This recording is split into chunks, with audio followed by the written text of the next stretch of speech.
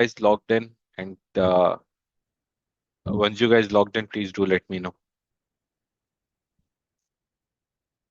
so that I can continue.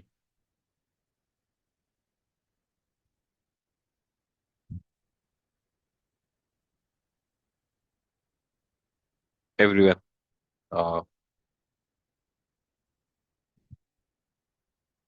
Aisha, Dua, and Faiza.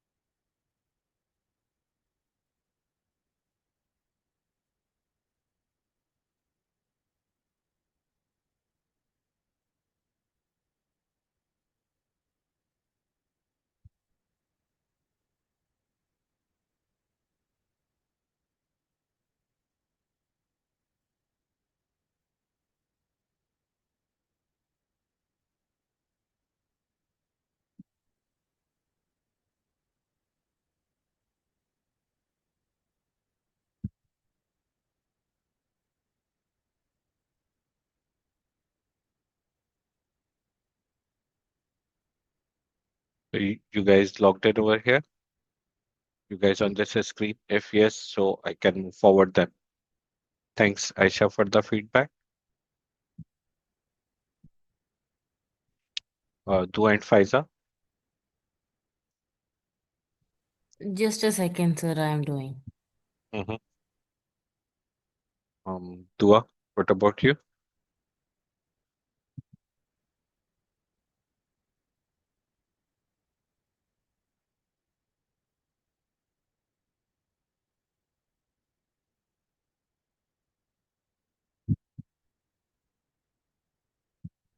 So just to give you one more Sir, context, the yes, please. exam type is past exam के So that's what I'm just heading towards. So you went to browse exam, taxation, exam type. So first go to the past exam. In the past exam, I hope there will be total of 7 papers on your screen, right? Out of these 7 papers, you are advised to assign September, December 24, June 24, June 25, and September, December 25, i.e. leave. Do not assign September, December 23, June 23, and September, December 22. Do not assign this.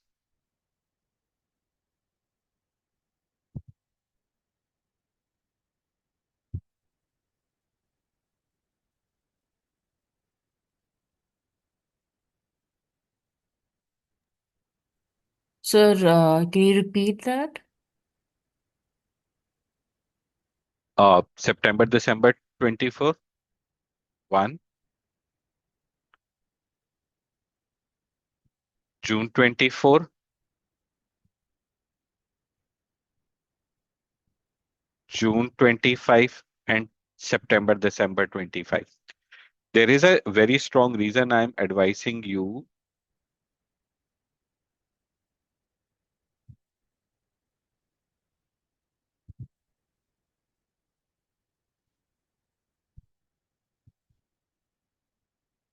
There is a very strong reason I'm advising you to assign these 4 papers. September, December 23, June 23, and September, December 22. These 3 papers are already available in your exam kits. One. So you can attempt it for your exam kit as well. Second, if you attempt it from here, they would be based on the previous finance act, which is like you can see 23, 24, 23, 24, and 22, 23. Your answers would differ, etc., etc. So that's why I really do not advise you guys to attempt these 3 papers from here. Rather, attempt 4 papers from here. So let me type over here to everyone. One is September, December 24. Second one is June 2024. Third one is June 2025. And last one is September, December 2025. Okay. So these 4 papers in the past exam.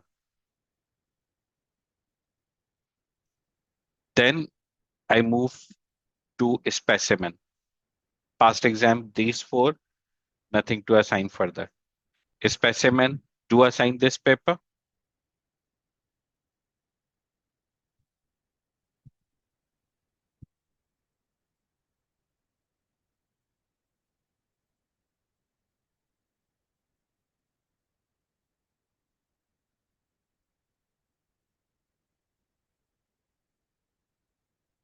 Done.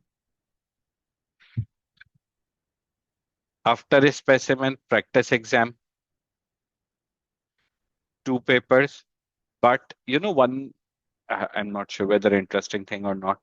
One interesting thing, I got some of the feedback from very few, 1 or 2 students, that these are on the basis of Finance Act 25. So is it really only heading is of Finance Act 25, or is it really based on Finance Act 25? That is what, to be honest, I'm not really sure.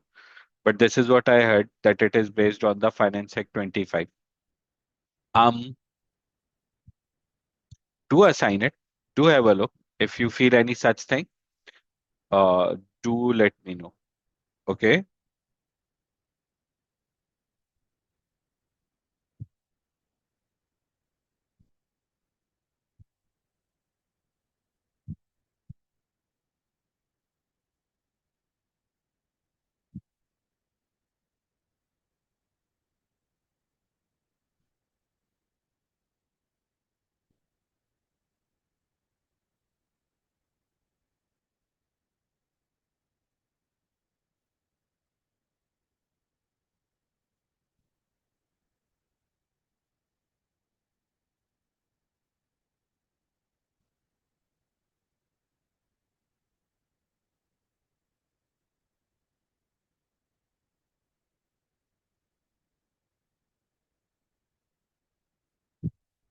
Now I'm moving forward from this practice exam.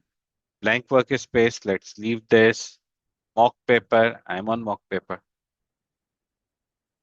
So one mock paper for you guys, March 26 mock exam.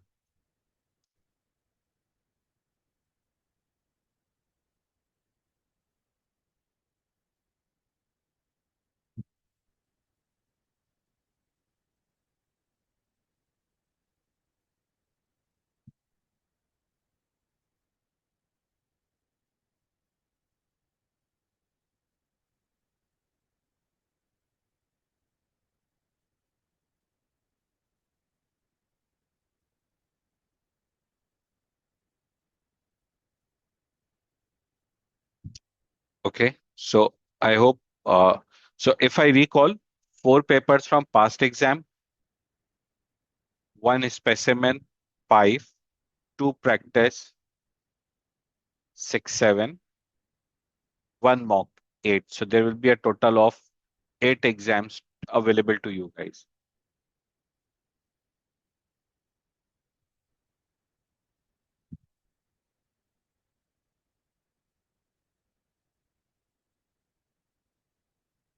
Total 8 exams available to you guys.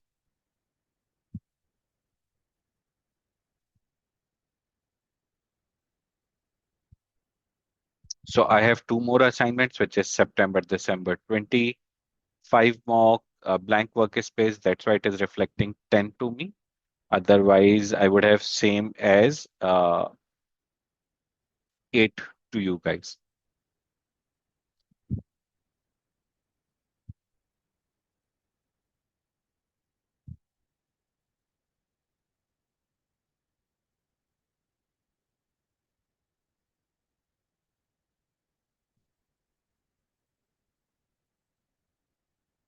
So I hope it's sorted. You guys can see 8 assignments on your screen. Please confirm me. 8 assignments on your screen.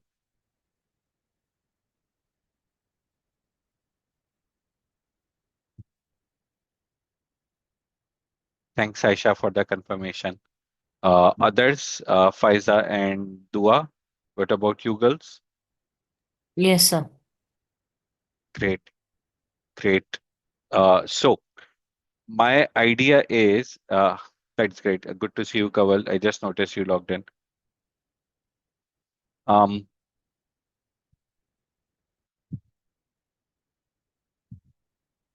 so guys, so since we have total of 8 papers, out of these 8 papers, my idea is we should attempt and we should target to attempt at least 2 papers for today, right now. And I leave the 6 papers with you guys. Uh, so you can attempt at your own. Okay.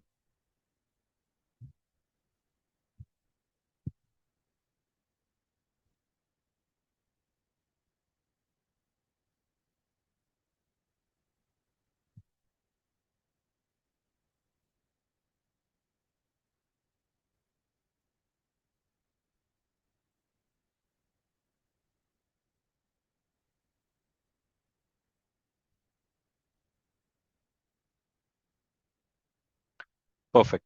So again, out of those 4 past papers, September, December 24, June 25, September, December 25, and June 24.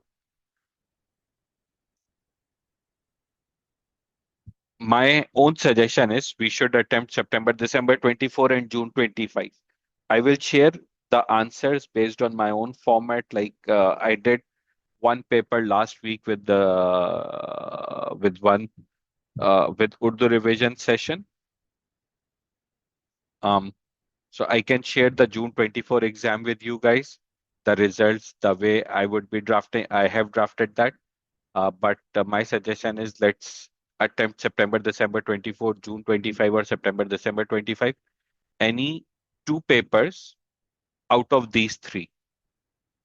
Do you, anyone has any particular suggestion or reference or recommendation? Then please do let me know. Otherwise, if you ask my own opinion, then my own opinion is we should start from September, December 24 and then move to June 25.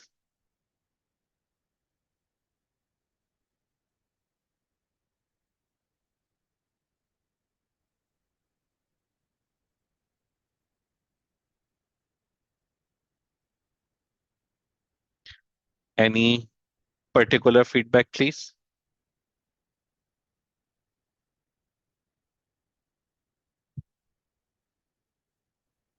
Any particular feedback No, sir.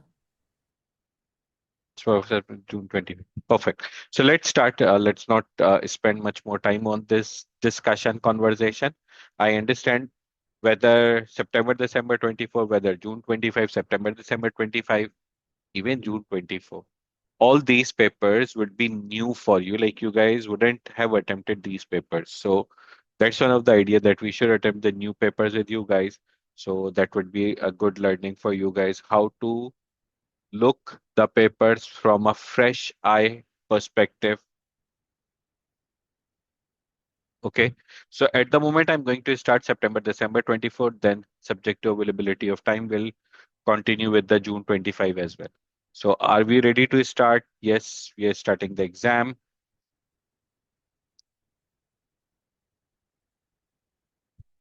Uh-oh.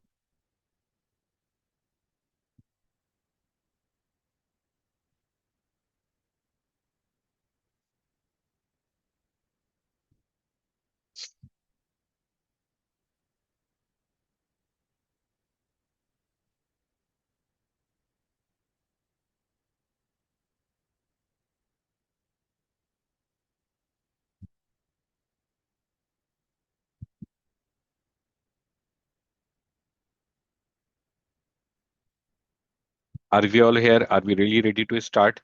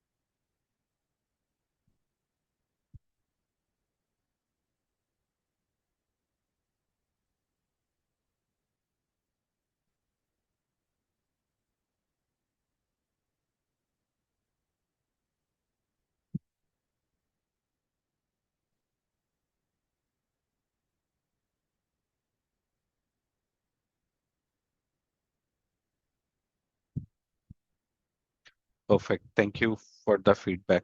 So I'm just moving forward, starting the exam. Jessica is an additional rate taxpayer on 6th April 2023. She made a lifetime gift consisting of both shares and cash to a trust with the funds being held for the benefit of two grandchildren, aged 3 and 4.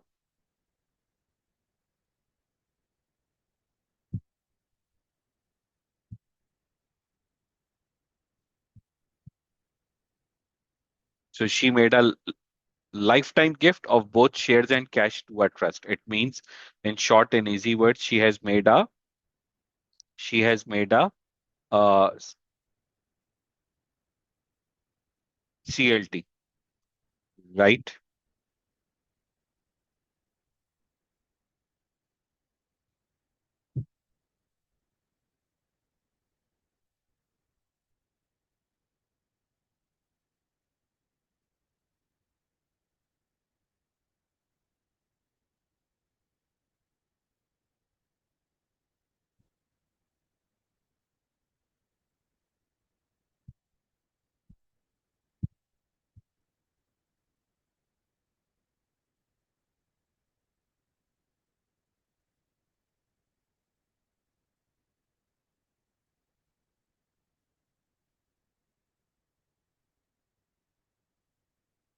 With the funds being held for the benefit. Okay. Jessica understands that she will have to consider both IHT and capital gains in respect of these gifts, but the trust will pay IHT arising.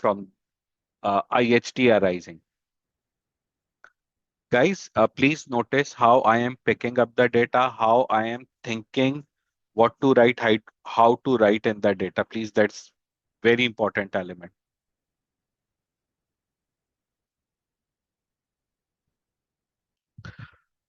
Any implication of this line?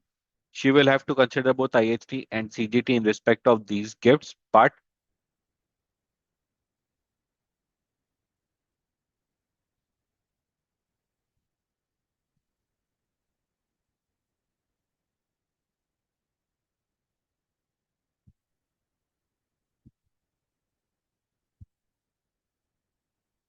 an implication of this line, yeah, very good, Aisha, that rate of tax should be 20%. So, one thing which I used to do in my own exam times, honestly, you don't have this liberty to do. I normally, and we in our earlier studies, we normally keep marking such type of stuff in the exam on the paper. But since it is not a paper,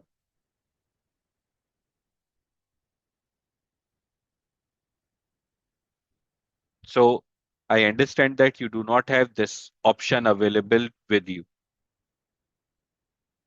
but keep these things in mind. Jessica gifts to the trust shares 100,000 pound one ordinary shares in Valuable Limited and sorry, an unquoted non-trading investment company. Jessica currently owns 150,000 of the Valuable Limited issued share capital of 250,000 pound one ordinary shares. The current market value of Valuable Limited ordinary shares is holding 20%, 40%, 60%. Market value per share 3, 4, 7.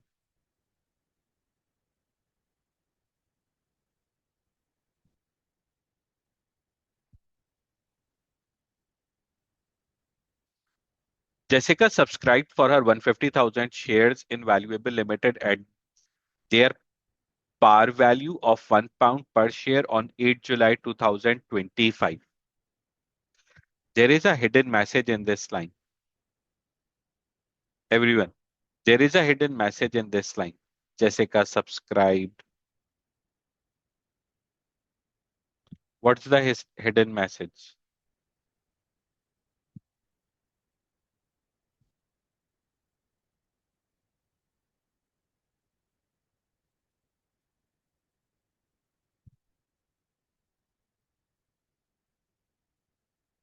What's the hidden message? So one, not hidden, explicit thing is he purchased the shares on 8 June 8 July 2025. Second, she purchased her shares at par value of 1 per share.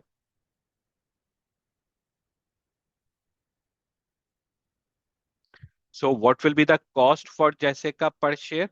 So the cost of per share for Jessica would be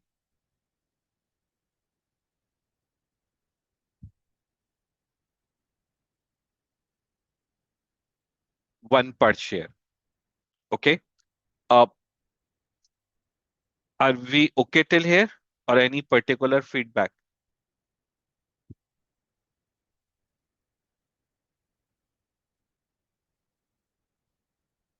So a lame question, but a question, since I have the power to ask the question, so I'm asking the question.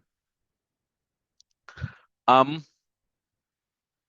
does these shares qualify for investor relief? Does these shares qualify for investor relief? The shares of Valuable Limited.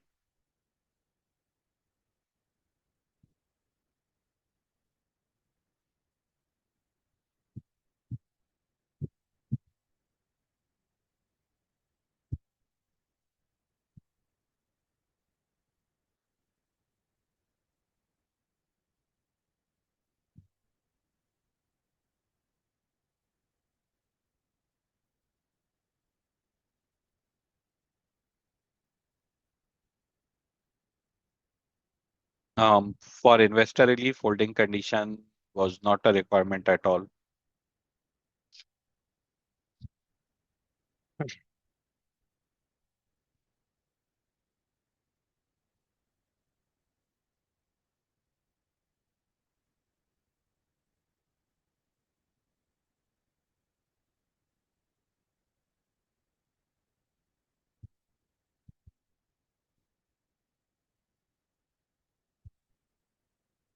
Uh, Aisha, good one, unquoted company, 3 years holding. So you picked up the right info. But if I ask you conclusively, would it be available? So what's your answer then? So guys, this is how, and this is you guys should think while reading out the question, these type of information. Would investor relief be available? The answer is no. Why? For investor relief, shares should be purchased after April 2016. Since here shares purchased on 8 July 2005, i.e. before April 2016, hence investor relief not available. One. Second, it's an investment company, whereas for investor relief, the company should be unquoted trading company. So this company is not trading company. This company is non-trading company. Needless to say, any one reason would suffice, but here I can see there are two reasons for being non-eligible for investor relief. Jessica, disposal of shares in Valuable Limited will not qualify for business asset disposal relief or investor relief or gift holdover relief for a gift of business asset. Jessica will not make any other disposals during the tax year 23-24.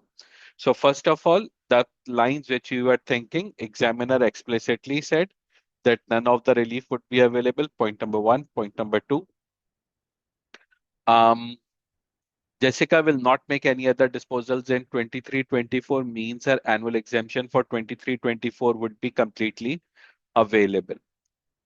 Cash totaling 250,000, of which 50,000 was held in individual savings account and the remainder was in bank accounts earning interest.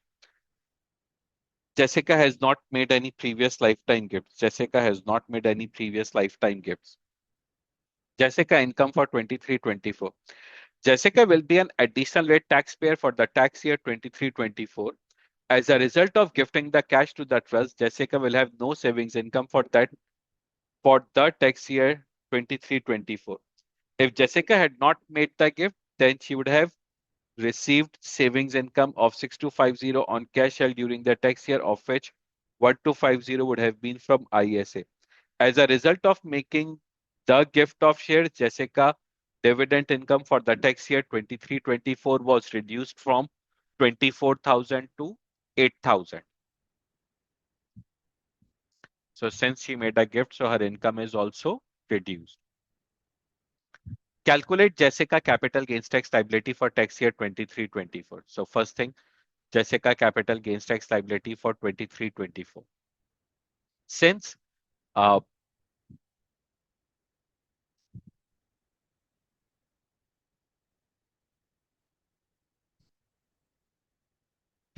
please do follow the formatting element as well, which I am doing with you guys. So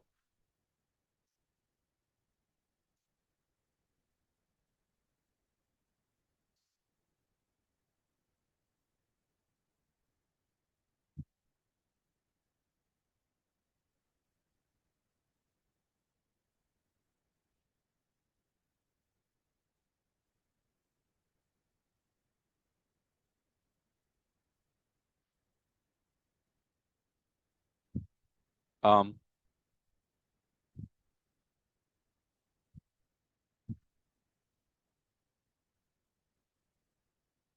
deemed disposal proceeds, how many shares she disposed of? She disposed of, like, transferred 100,000 shares.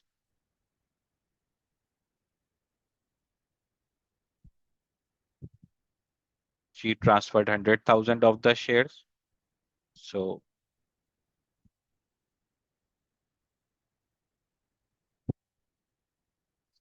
what's the value of 100,000 shares? So 100,000 shares she is gifting. Issued share capital of the company is 250,000. So it means we are good talking about 40%. It means we are good talking about 40%.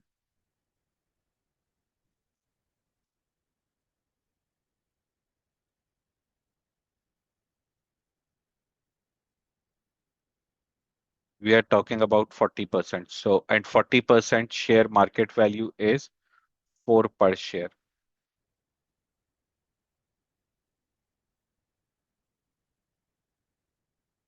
So this is my disposal proceed, which is 400,000. Cost,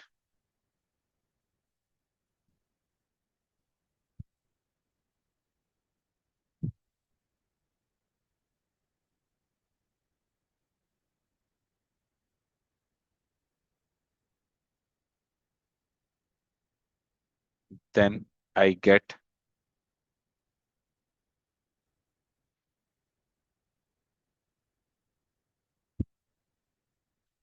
gains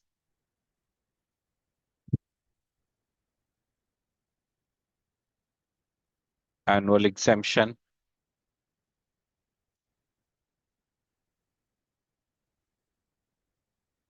taxable gains,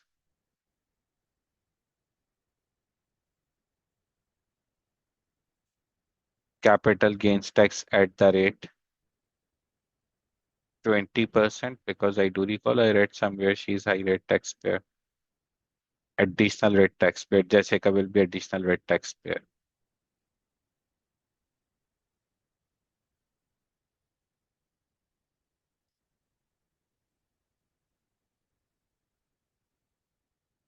Sorry, I just noticed there is some message. Yeah.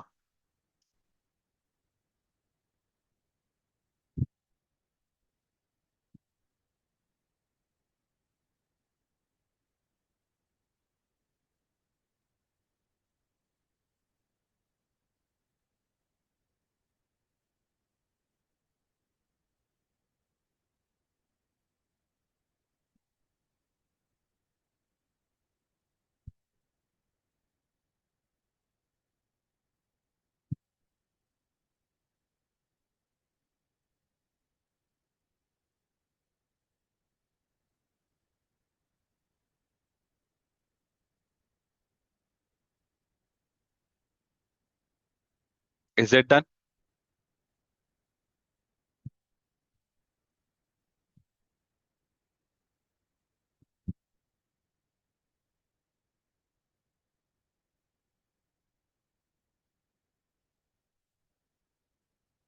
Uh, any confusion, anything, any point, if not clear?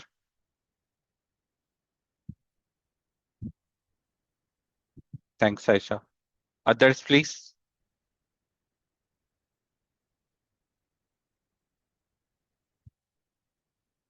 Thanks, Kamal.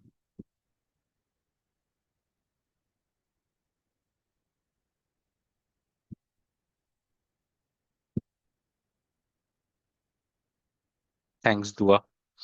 Uh,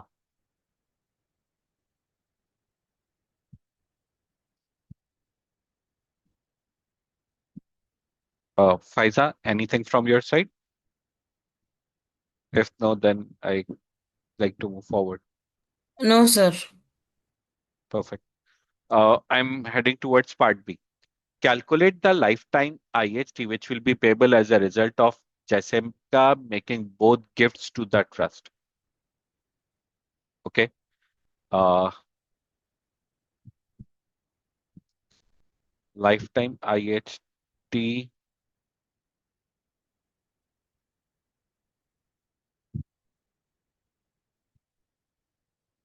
being first word, lifetime IHT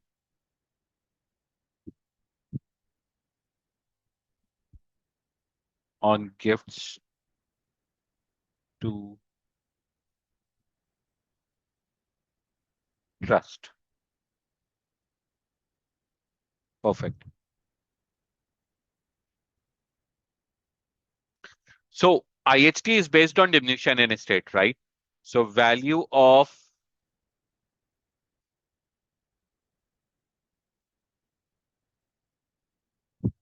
shares before gift, value of shares were,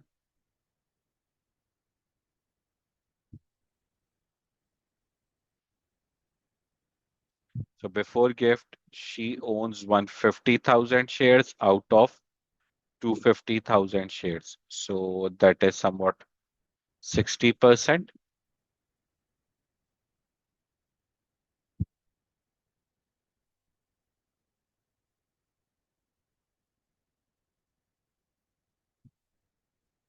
And for 60%, it means we are good talking about 7 per share. So 150 multiplied by 7.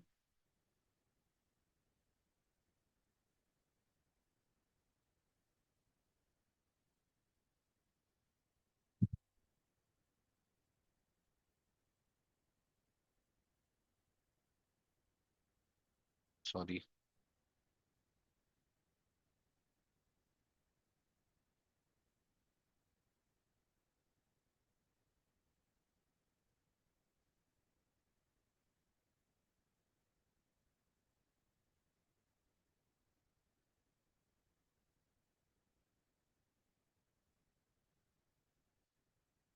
Value of shares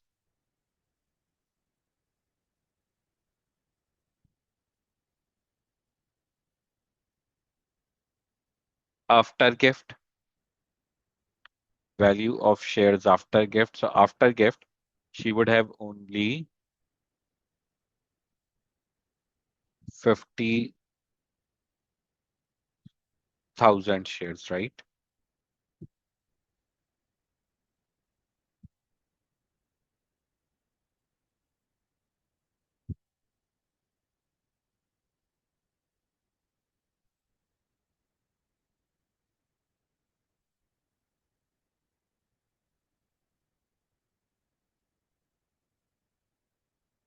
20%. So 20% means we are talking about 3 per share.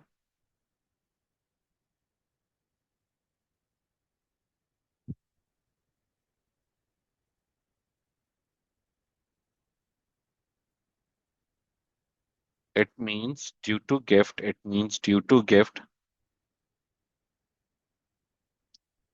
What is the value of shares transferred?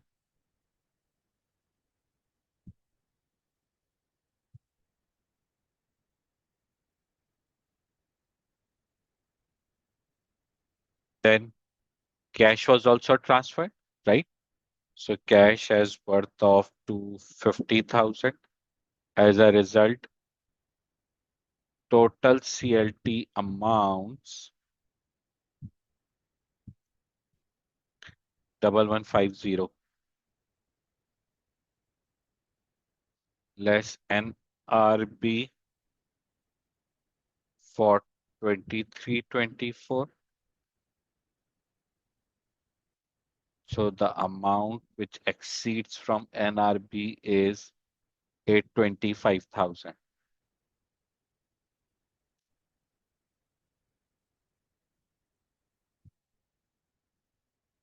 On this excess from NRB, there would be IHT, which would be at the rate 20% because trust is going to pay the tax. So that's why.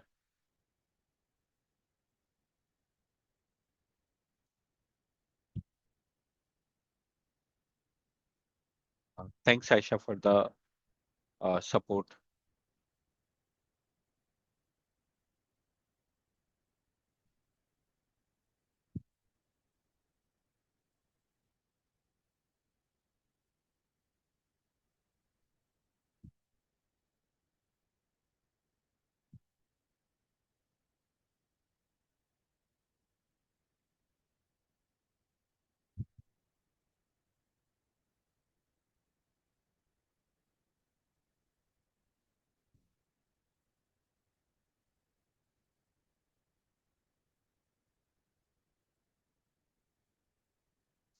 Uh, Quickly, guys, what's done? Do let me know so that I can move to the next one.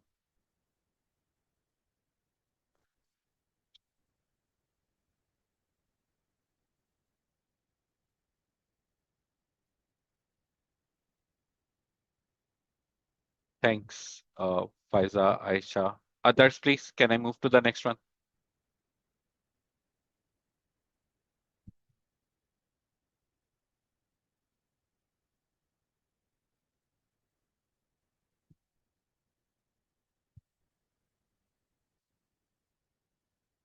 This one is interesting.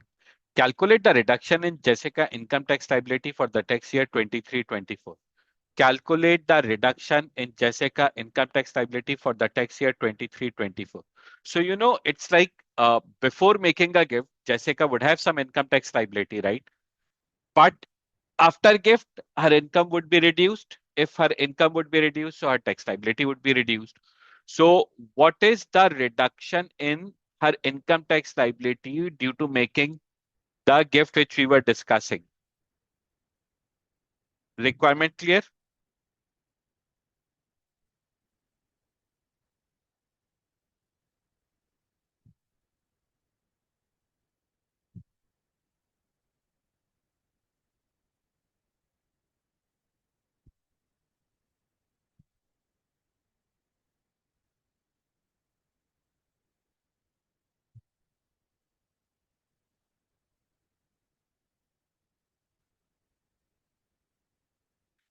Be honest, please.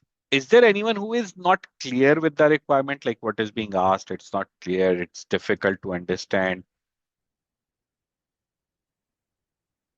Is there anyone, please, who is not clear with the requirement? No one? Great. Um, okay. So one of the best way to attempt these type of requirements is make a working under two ways. And one, imagine imagine if nothing such major happened, like if gift not happened, what will be her tax liability? If gift happened, what will be her tax liability? The difference of both of these taxes would be the tax reduction due to gift. Okay, there is some savings income.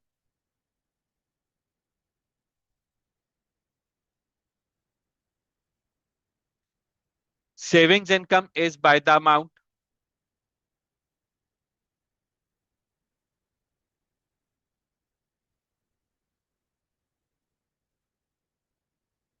1250 exempt because this 1250 belongs to 1250 exempt because this 1250 belongs to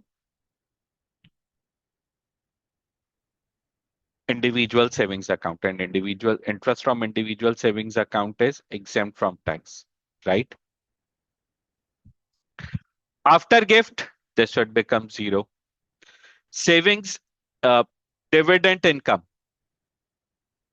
Before gift, dividends income was 24,000. After gift, dividend income would be like 8,000.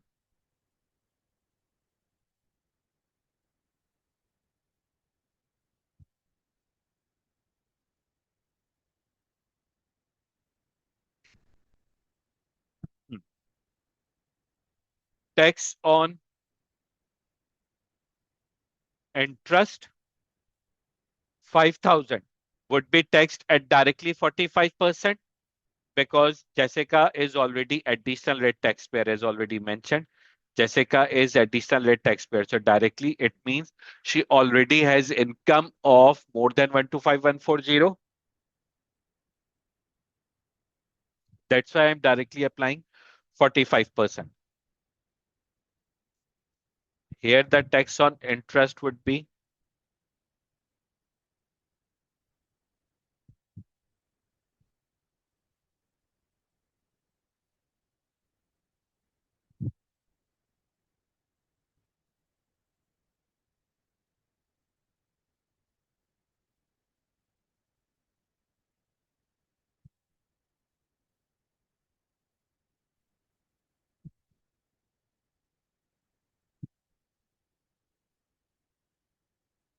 tax on dividend.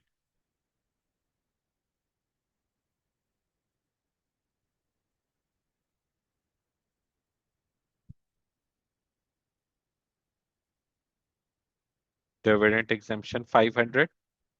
And if dividend is at additional rate, then the rate of tax is 39.35%. 500, I deducted the dividend exemption.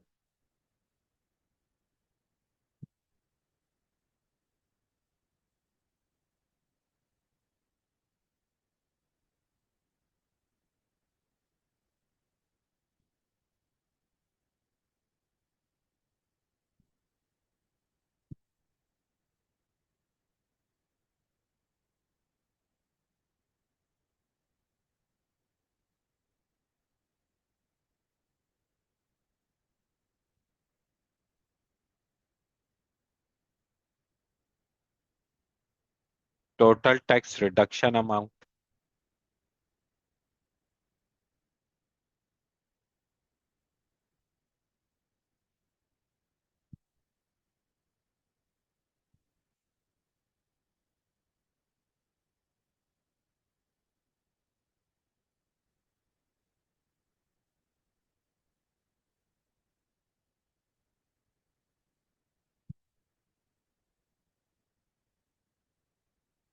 Sure, Kamal. Tax on interest is like 5,000 is your interest. So total interest income, if you look into this paragraph, is 6250, right? I'm like out of 6250, 1250 is exempt uh, because it belongs to ISA, individual savings account. So whatever rest directly 45. And again, if you look, I'm directly considering the person to be additional rate taxpayer. That's why I am directly applying the additional rate of tax. For savings income, directly 45%. For dividend income, directly 39.35%.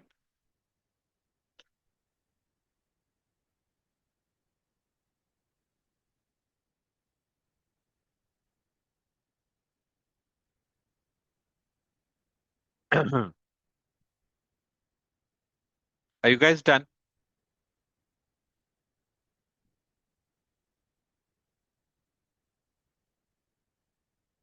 Uh, Thanks, Aisha, Kaval. Others, please. I have one question. Uh, since no one asked, so I'm asking. One question. If you notice, I considered interest exemption Sorry, dividend exemption in my answer. Agreed. I considered dividend exemption in my answer. Why not I considered interest exemption? So this is my question. Why not I considered interest exemption?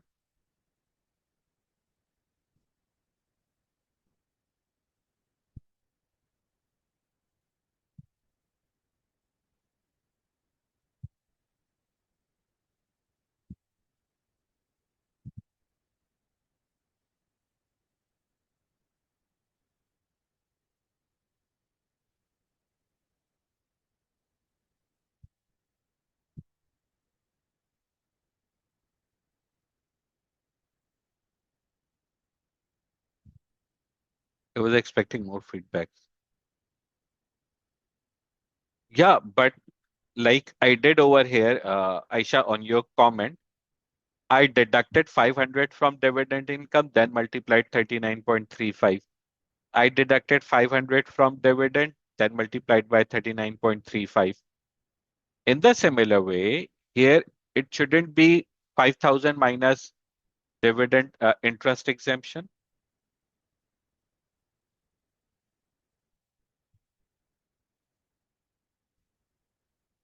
I hear you, Kamal, but let me have a look for others' feedback, please.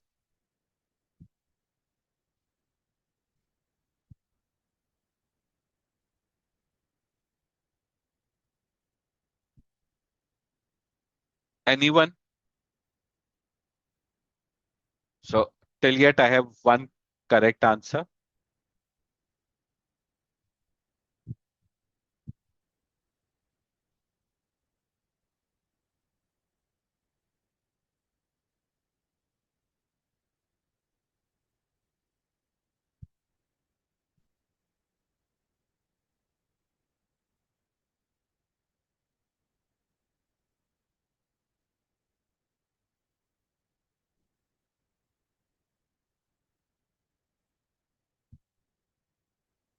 Anyone?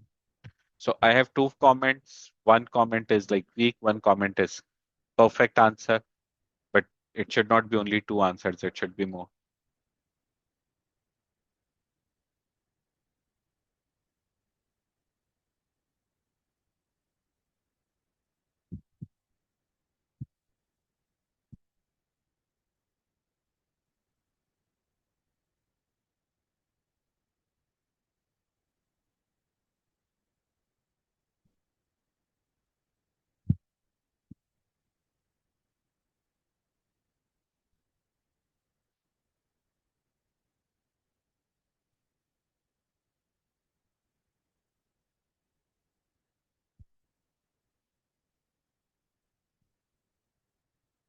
I'm not sure what is this error.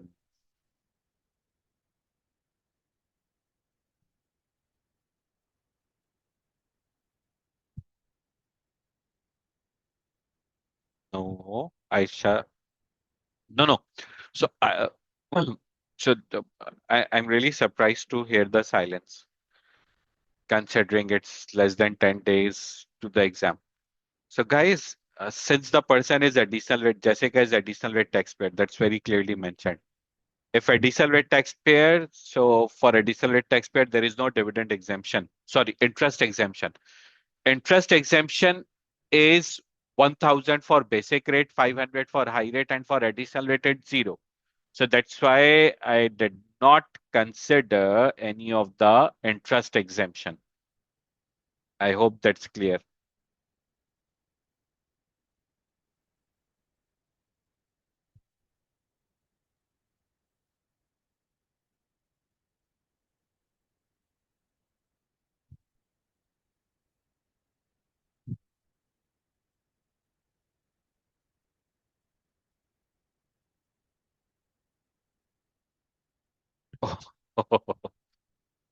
No worries.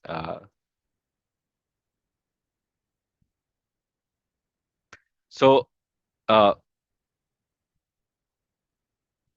I hope this is like perfectly clear to everyone. I'm moving forward. Next question.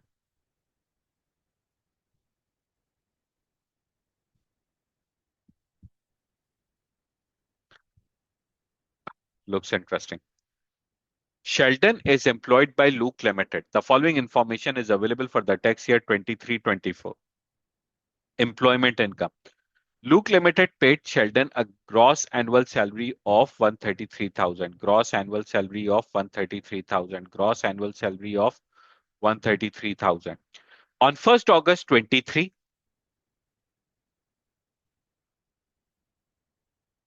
Luke Limited provides Sheldon with an interest-free loan of 80,000. Sheldon repaid 8,000 of the loan on 31st January. The taxable benefit of this loan is calculated using the average method.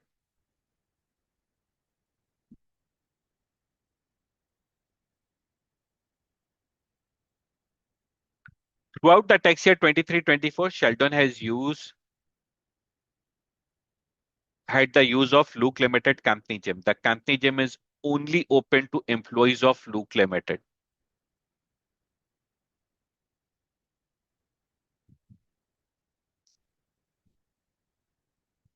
Company gym is only open for employees of Luke Limited. I hope you understand its implication, its meaning for you. And the annual cost per employee to the company of providing this benefit is 670. So for point number 3, what will be taxable benefit? For point number 3, what will be taxable benefit? Please.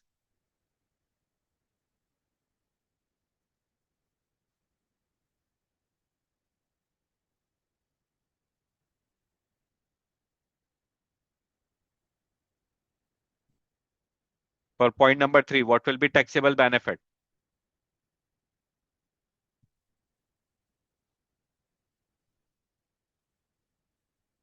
For point number 3, what will be taxable benefit?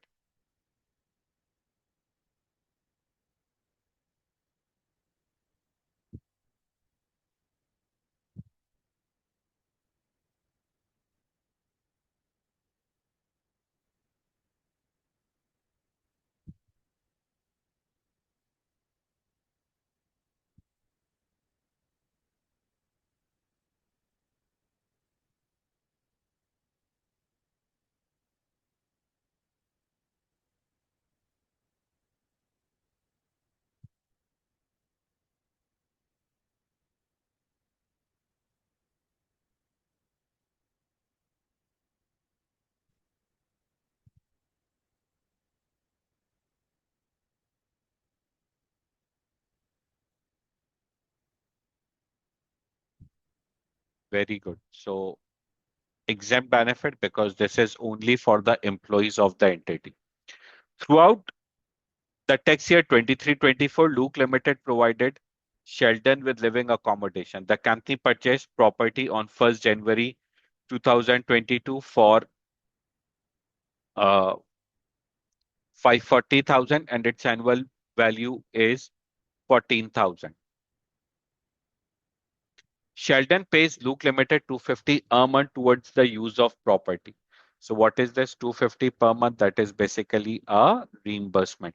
Running costs totaling 850 for the tax year 23-24 were paid by Luke Limited. So since it's reimbursement, which Luke Limited is paying, so that's also a benefit, taxable benefit,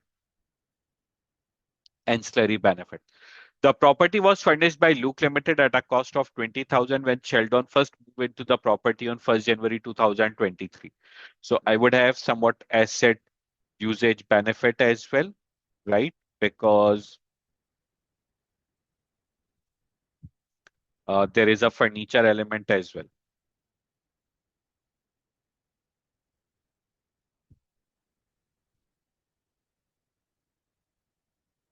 Luke Limited paid 890 for medical insurance of Sheldon. If Sheldon had arranged the medical insurance himself, it would have cost 1,060.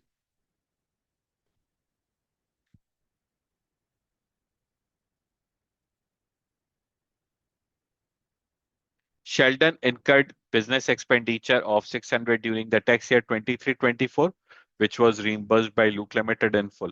For the tax year 23-24, Luke Limited deducted income tax of 60560 under pay from Sheldon earnings. Property income. Sheldon owns 12 residential properties which are let out. The total rent received during the tax year 23-24 was 140,000. On 6th April 23, Sheldon received a premium of 45,000 for the grant of a 5-year lease for a shop, for a freehold shop.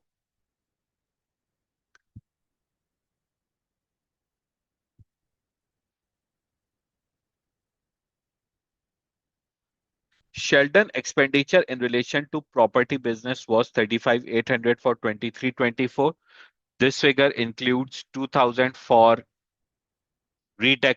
This figure includes means 35,800 includes 1, 2, 3 things. Okay, means 35,800 includes 1, 2, 3 things. It means if they are allowed expenses, it's fine. You can take complete amount of 35,800.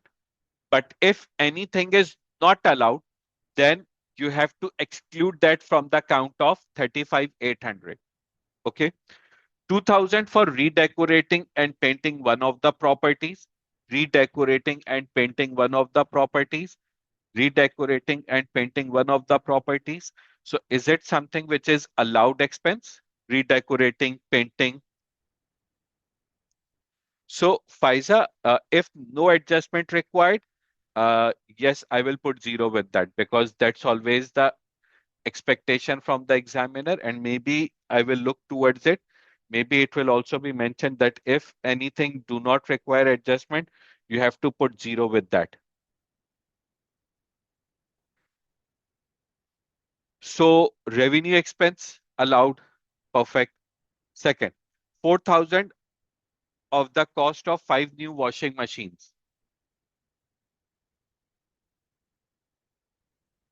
All 5 washing machines replaced washing machines which have been bought for 600 each in 16. The new washing machines were similar to the leased one. Allowed, correct, as part of replacement furniture relief.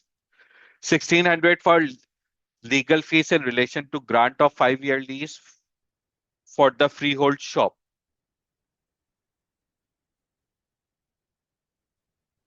Is it allowed expense? Third one, 1,600.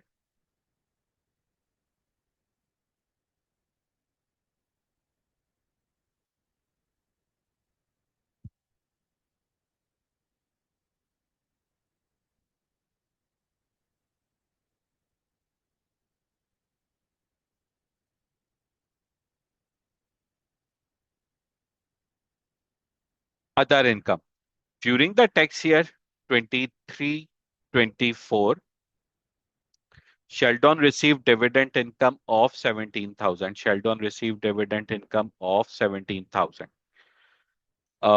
If I look into the requirement, calculate the income tax payable by Sheldon for the tax year 23-24, income tax payable by Sheldon for 23-24. You should indicate by the use of 0 any item which are not taxable or deductible. So Faiza, this refers to your question that we have to put 0 with the things where no adjustment is required. Yes, sir. Okay. So first of all, I am going to start calculating with the employment income. Then I will calculate property income, and then at the end, I will calculate the income tax liability. Salary,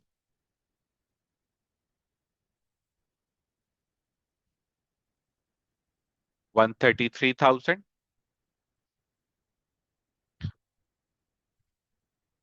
After salary, second line, loan benefit,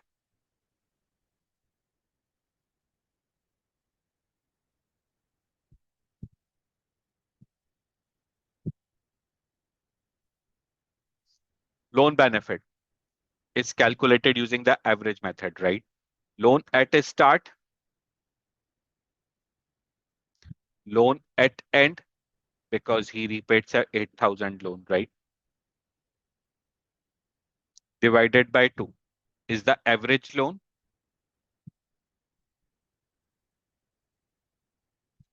Multiply by official rate of interest. Multiply by, he took out the loan on 1st August, right? So 1st August till fiscal year, 8 months.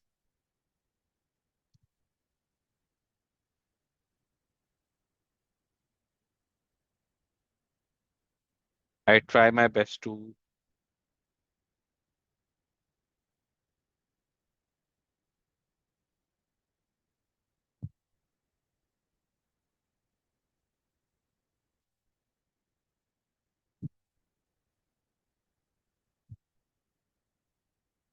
Sorry.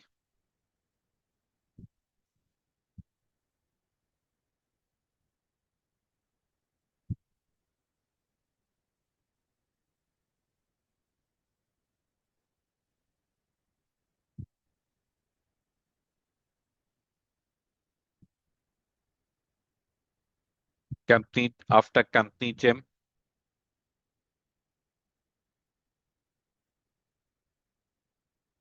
accommodation.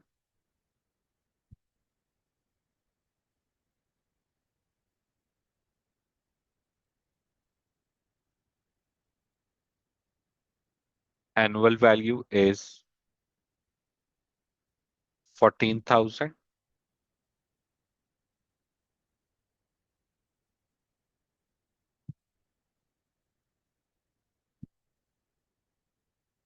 Mm.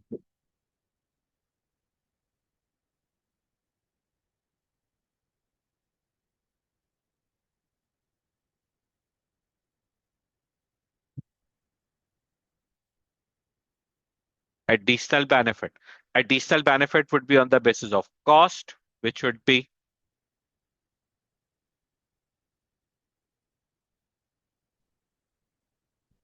540,000 minus 75,000 multiplied by official rate of interest.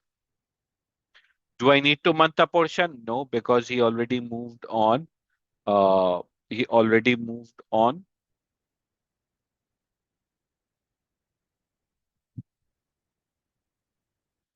January 23.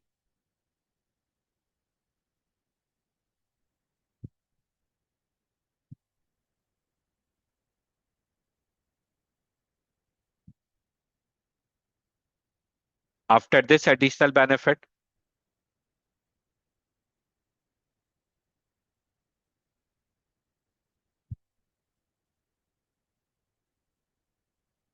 contribution by Sheldon,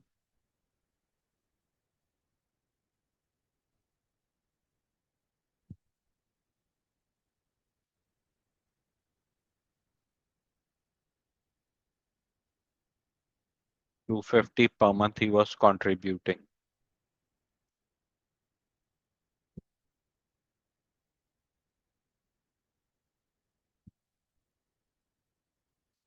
Running cost of accommodation,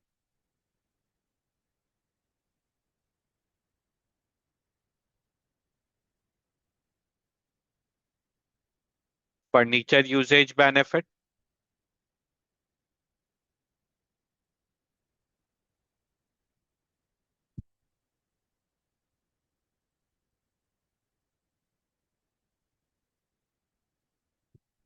then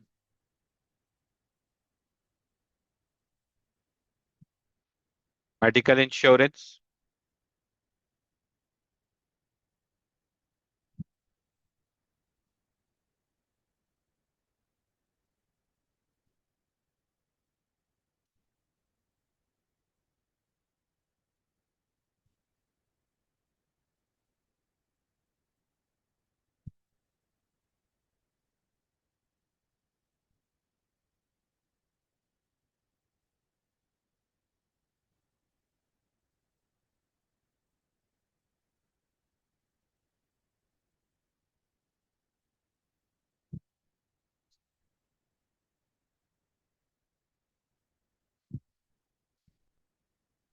uh, 1710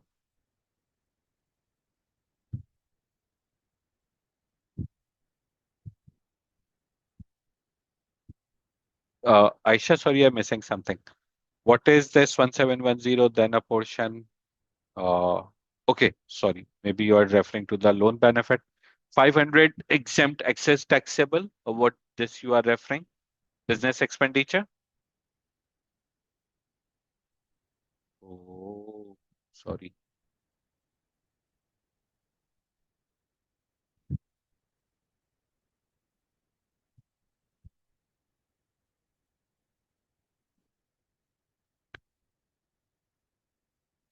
Uh, sorry. Aisha, so on this, thank you for adding this. That is medical treatment. Medical insurance is exempt if employee is working abroad. Here, if I look into, thank you for raising this. If I look for point number 5, we are not talking about medical treatment. We are talking about medical insurance. For medical insurance, it is taxable in full. The 500 exemption, which you are referring, is for medical treatment, not for medical insurance.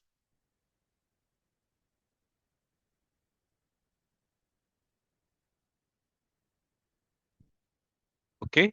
So, sure. So I hope medical insurance point clear, everyone.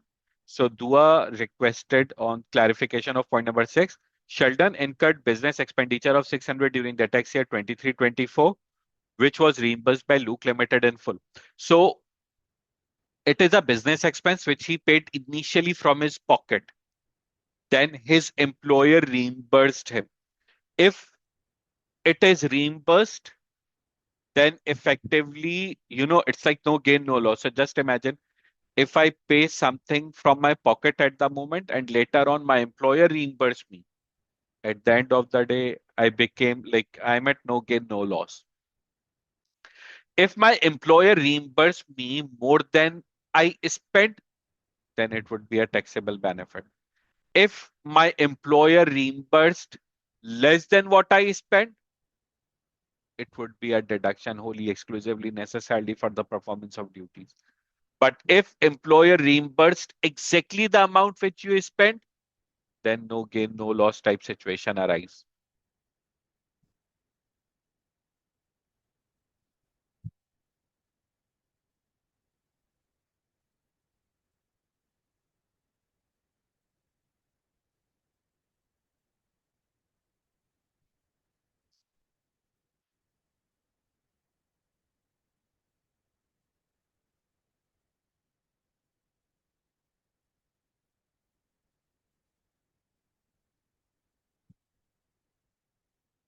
Rent received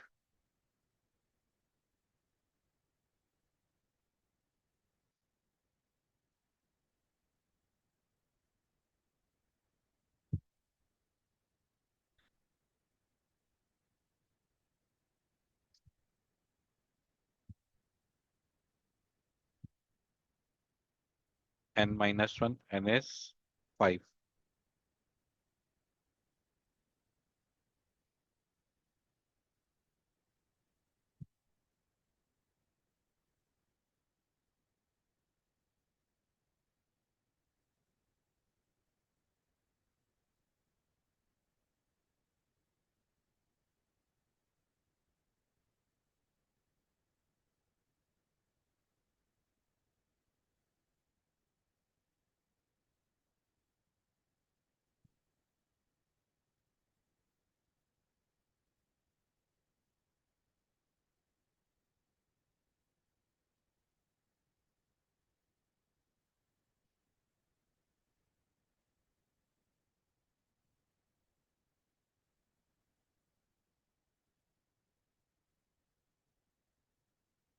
Expenditure is 35,800. Of this, adjustment for redecorating, you guys said it is allowed. Adjustment for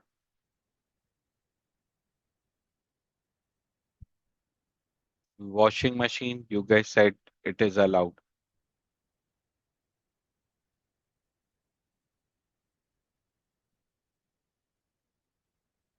Legal fees, it is not allowed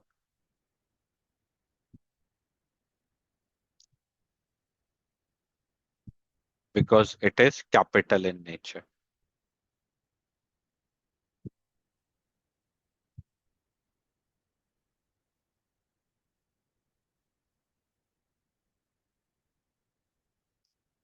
Property income amounts,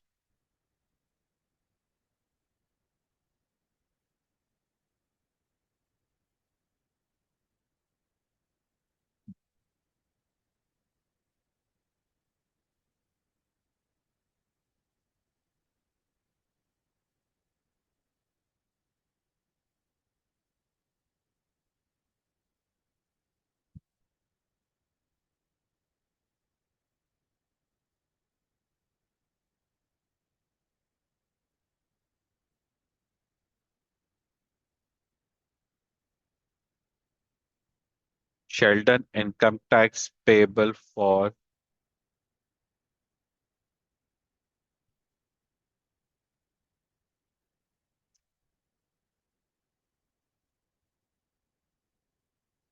employment income, property income,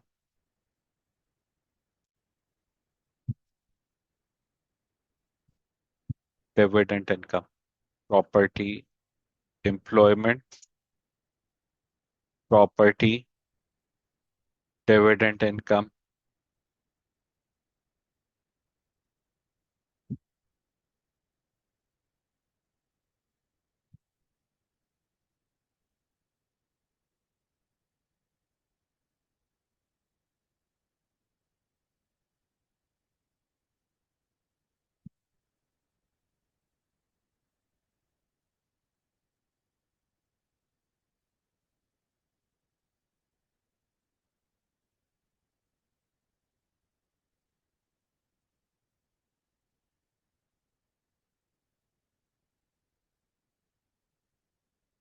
personal allowance, nil,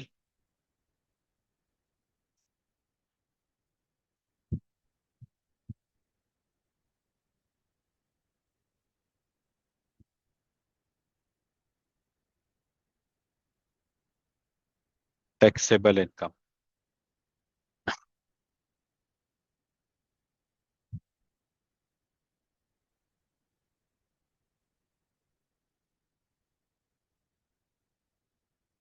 Income is greater than 125140.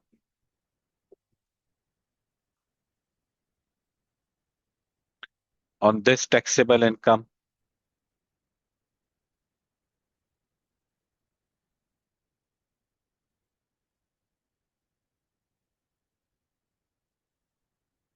then 125140 minus 37,700 at the rate 40%, then 305 minus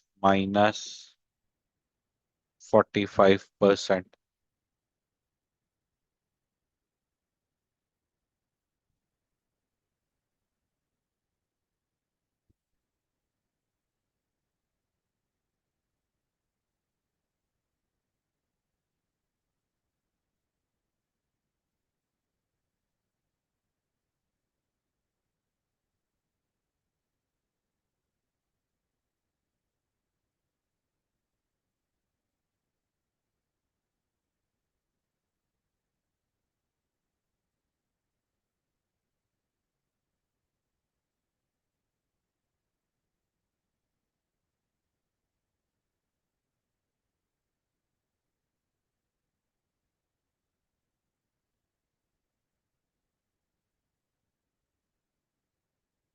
Income tax liability less pay as you earn. Pay as you earn was 60560.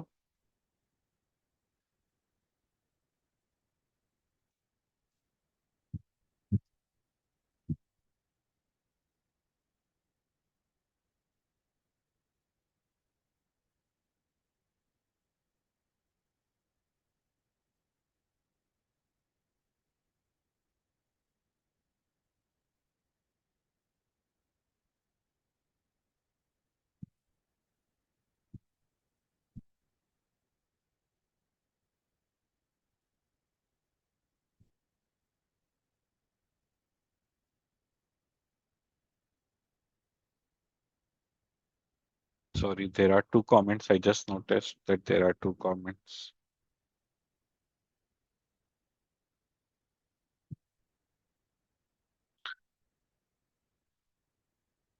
I'm done. Um, any question, any point requires clarification or explanation?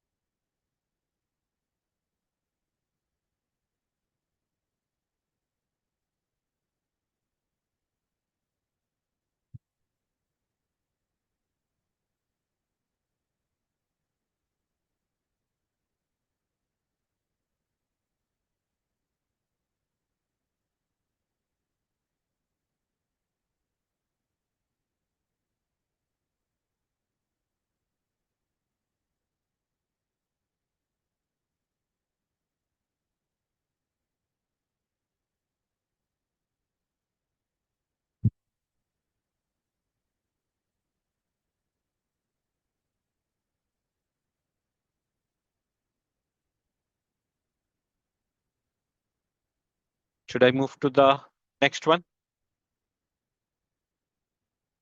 If it's done, or you guys do not have any question?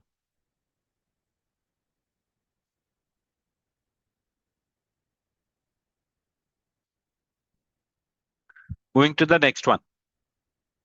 Uh,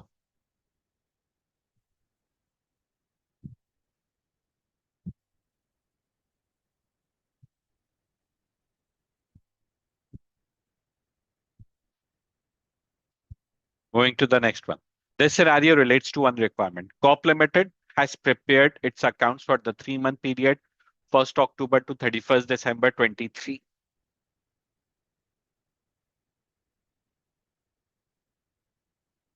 These accounts shows a trading loss before taxation of 13,000. Trading loss before taxation of 13,000.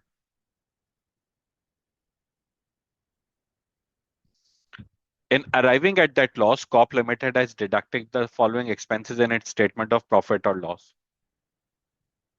depreciation, donations, legal professional fees, promotional cost, annual party for all staff at a cost of 160 per head, donations to political party, to qualifying charitable donation. So guys, while reading the question, couple of points which should click in your mind. Political party, not allowed, should be added back. Qualifying charitable donation, not allowed to be deducted from trading income. Rather, it should be deducted from total income. So we'll add back over here. Legal professional fees, legal cost in connection with, correct Aisha, depreciation not allowed add back.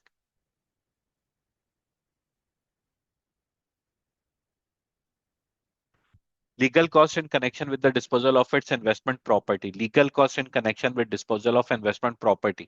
So this should not be recorded as trading expense. Rather, this should be deducted from disposal proceeds, right?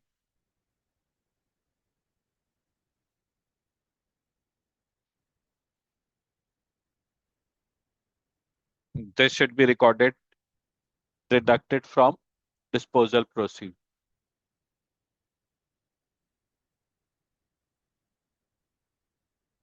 Solicitor fees to recover trading debts from customers. Is it allowed? The answer is yes. Solicitor fees is allowed expense.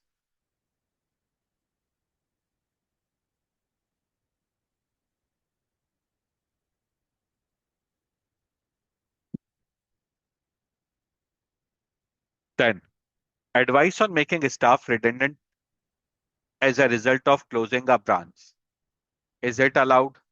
So I know one principle. If you are giving anything to staff, that is allowed. Legal fees for drawing up a new standard form of contract with suppliers.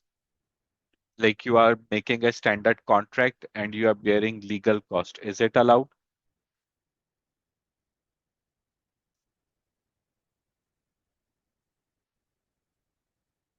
Allowed. Promotional cost. Why, Faiza? No. You said no. You said for legal fees, you said no. Why is that so? No, sir, it was not for legal fees. My net is slow, so I think the message I'm sending is getting late. Oh, that's fine.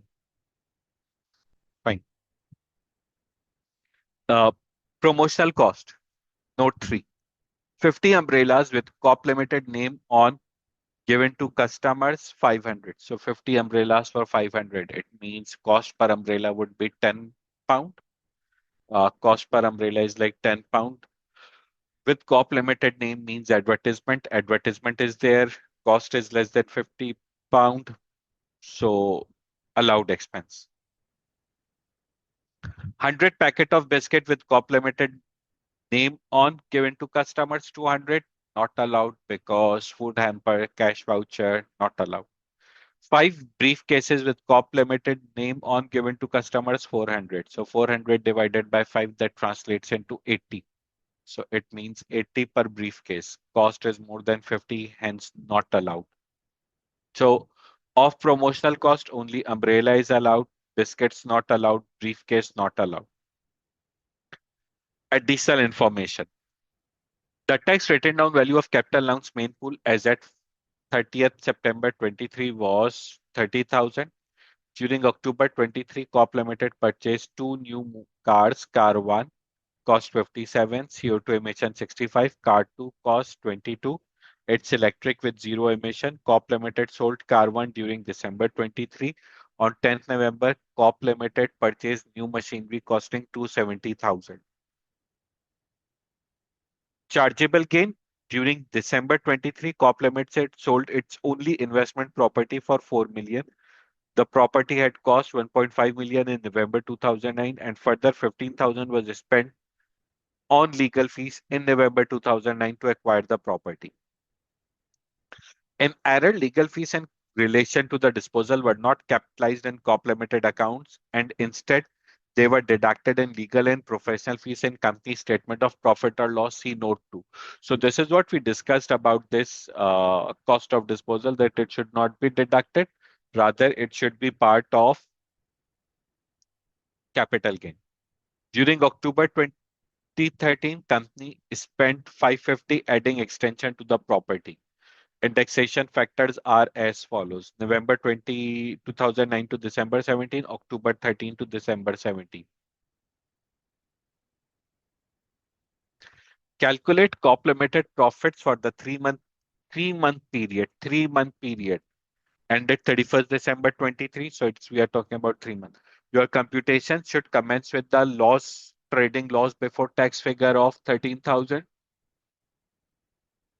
and should list all the items referred in the scenario, indicating by the use of zero any item which do not require adjustment. You should assume that COP Limited claim maximum available capital allowance. You should assume that any trading loss is claimed against COP Limited total profits for the 3-month period ended 31st December 2023.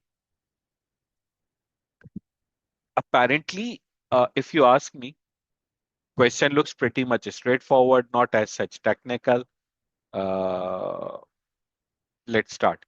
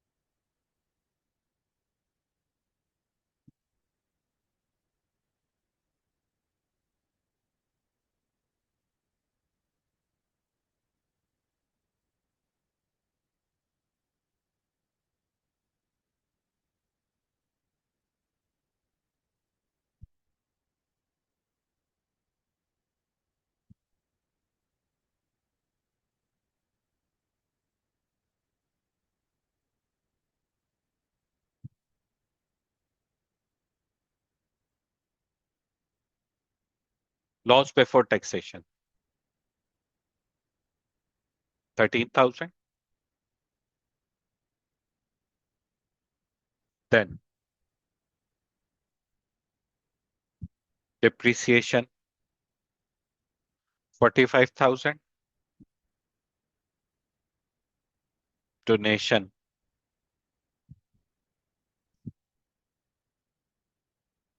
political party not allowed. That's why add back.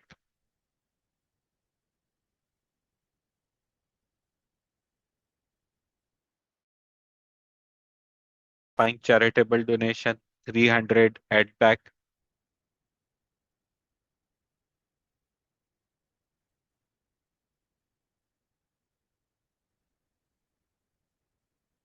Legal fees.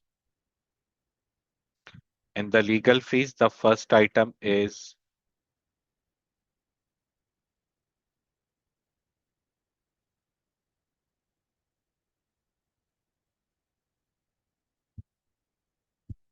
investment property. Add back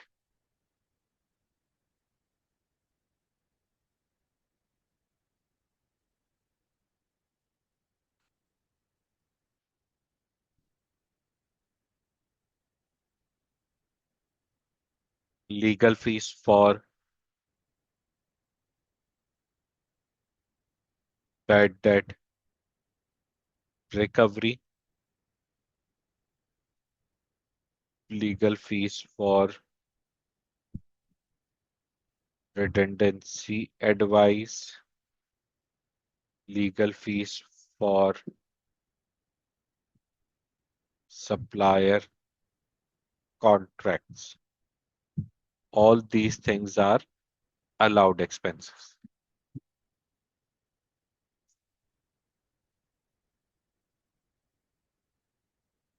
Then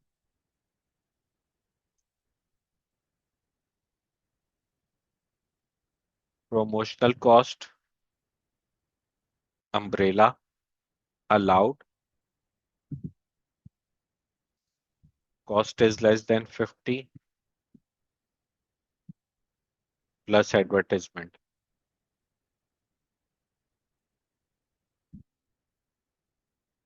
Promotional cost, biscuits,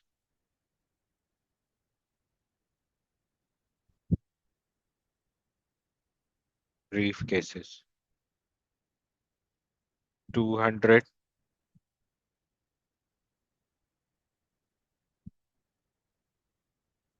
food hampers not allowed. 400,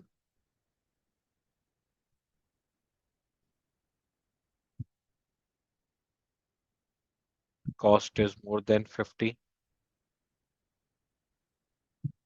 hence not allowed.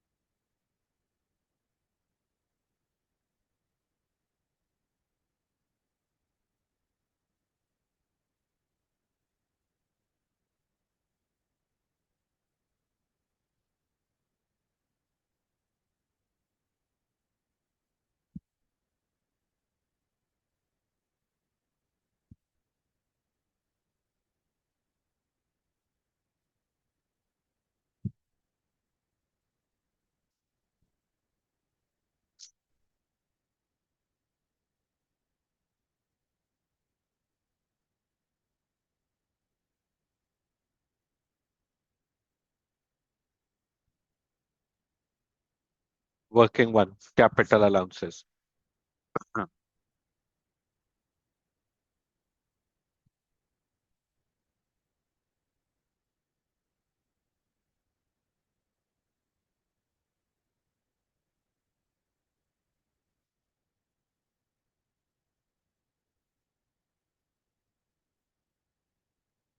Main pool, special rate pool, and the allowances column.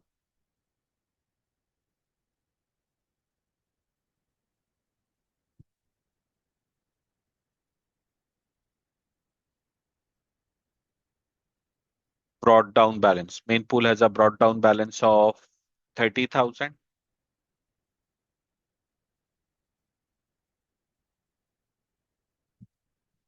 Two new cars purchased.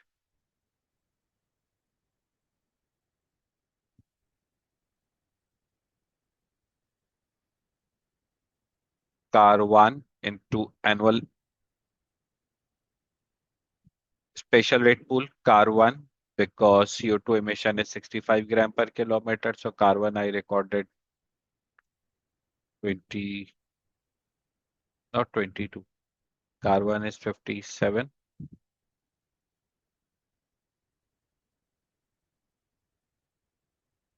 Car 2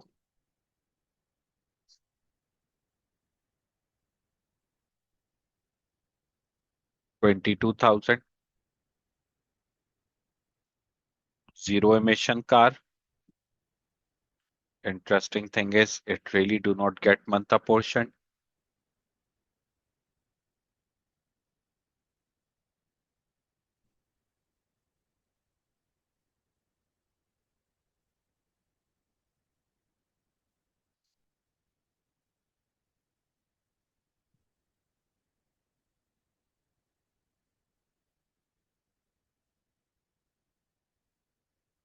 Machinery bought for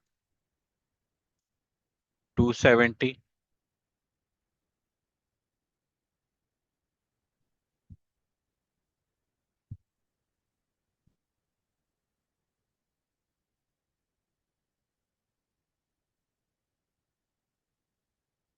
One million into 3 upon 12.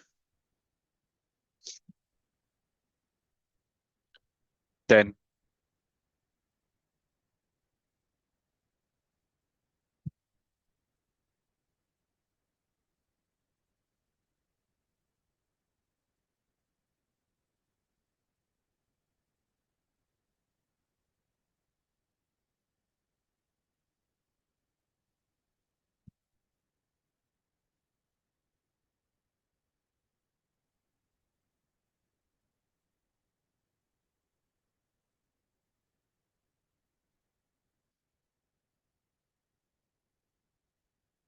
so if I make a sum, main pool, special rate,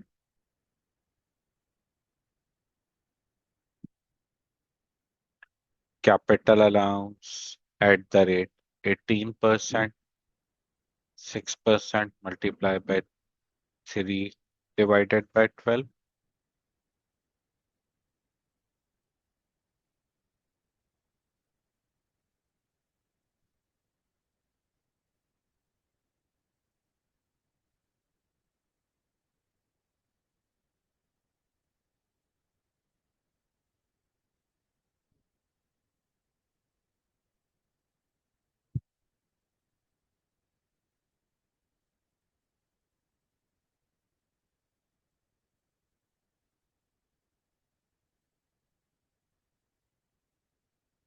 Uh-oh, I missed one thing.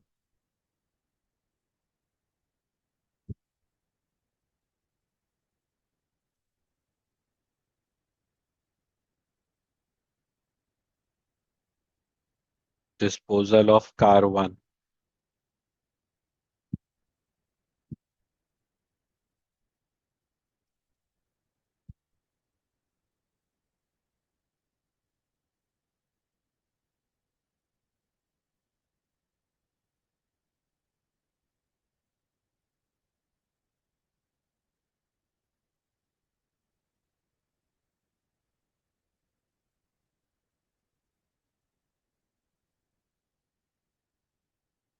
I take a slight pause after this.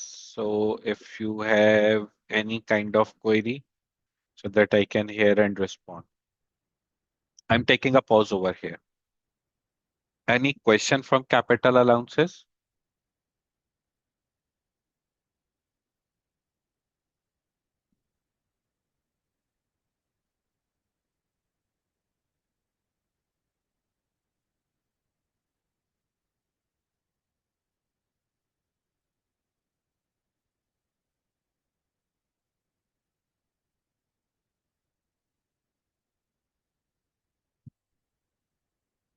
Any point in capital allowance?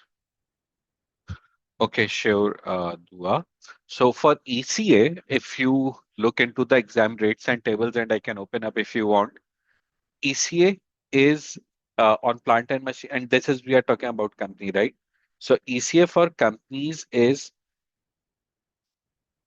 let me go through on that.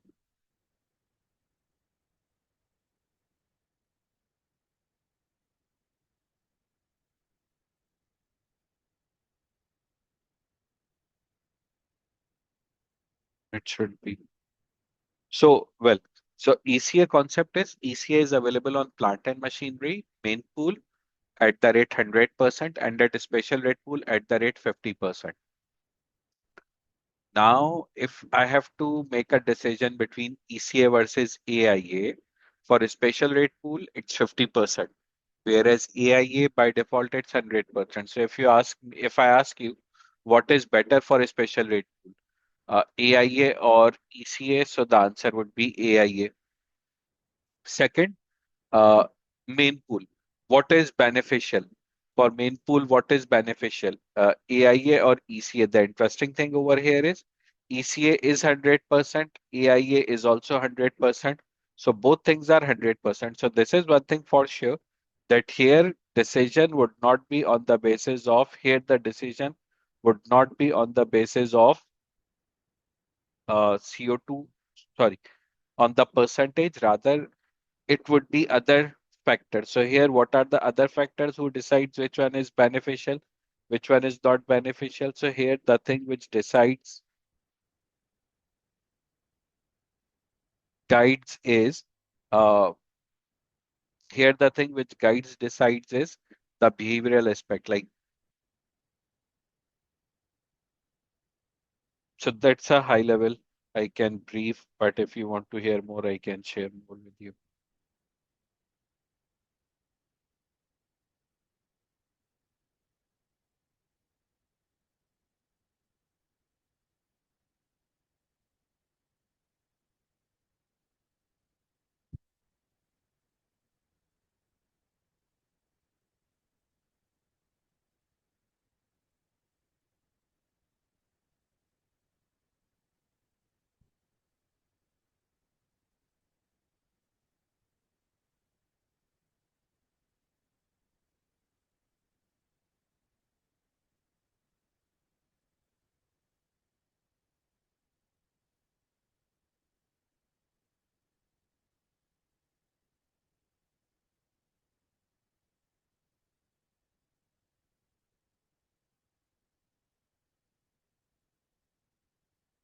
Perfect.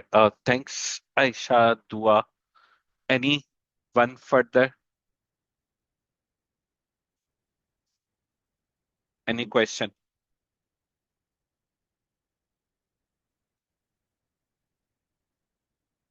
No? Okay, so we are done with trading income. Now let's calculate first capital gain, then we'll continue with the corporation tax calculation.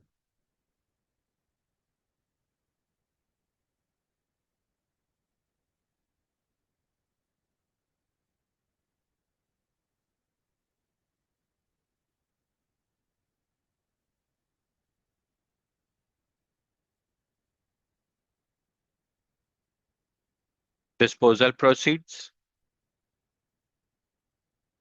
4 million.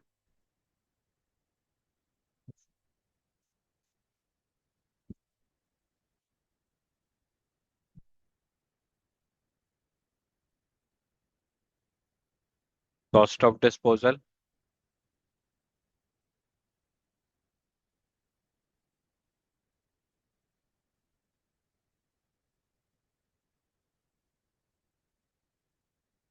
net disposal proceeds. After net disposal proceeds, cost,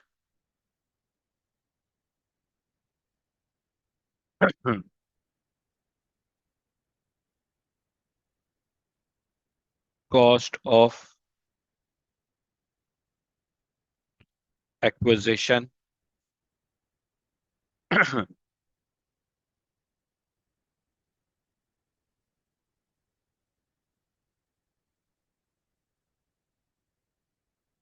enhancement cost,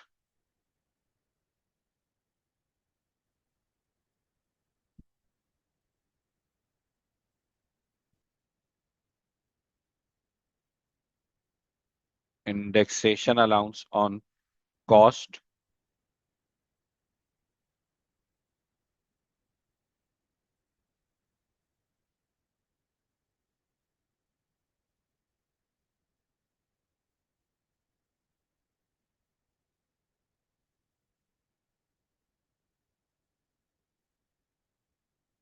0.284,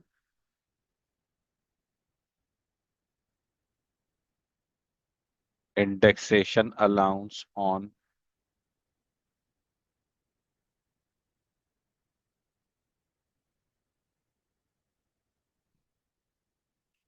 enhancement cost,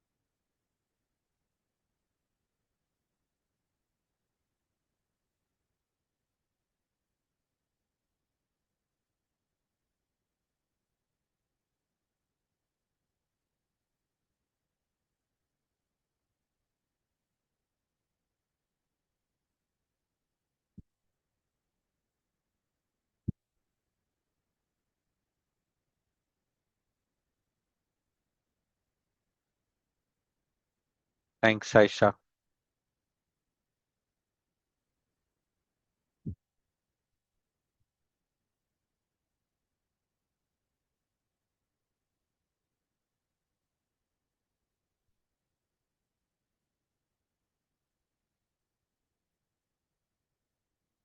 Trading income to be recorded as zero because I'm making the pro forma now.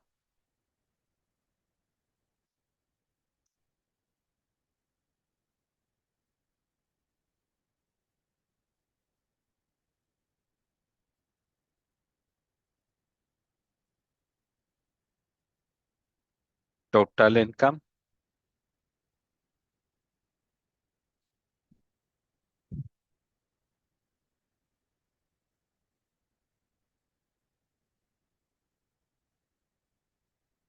trading loss in capacity of current year claim deducted, qualifying charitable donation,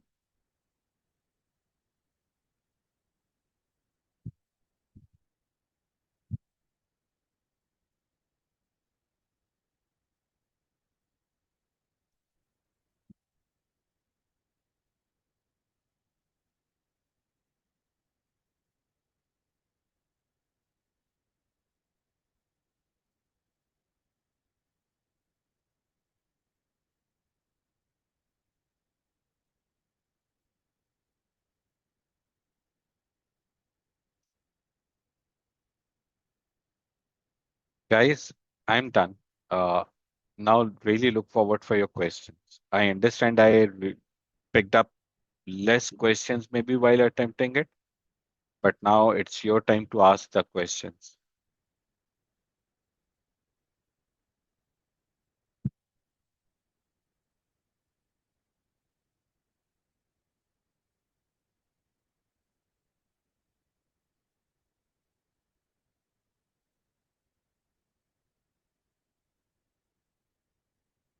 Thanks, Aisha. Others, please. I would really appreciate the questions.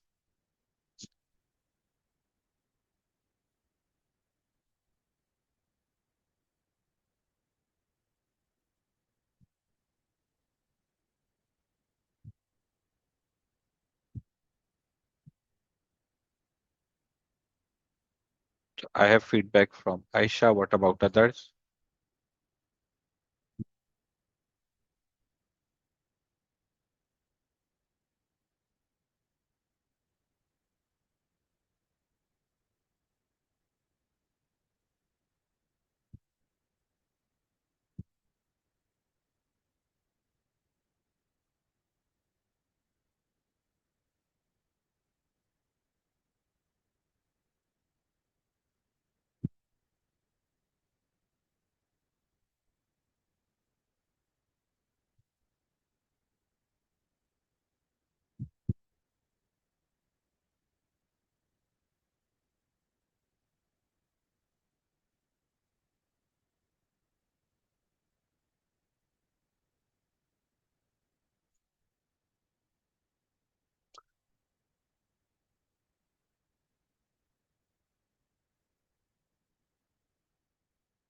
I'm still confused on the ECA point. Okay, Dua, let me respond on your ECA point. In the meanwhile, I am responding Dua on her ECA point.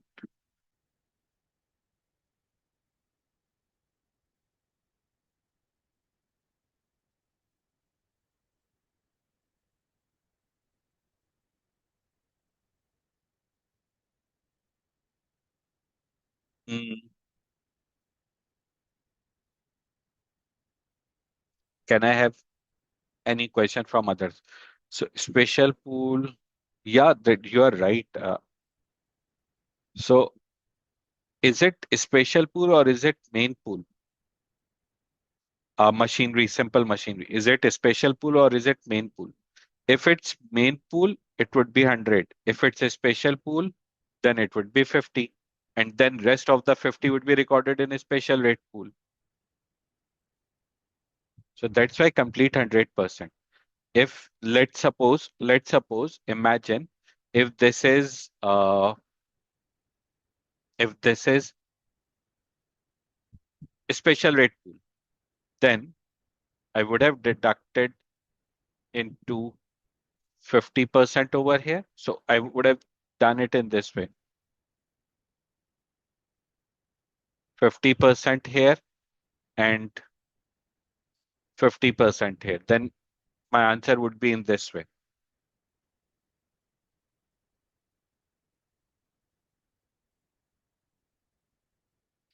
No worries. Uh, any further question?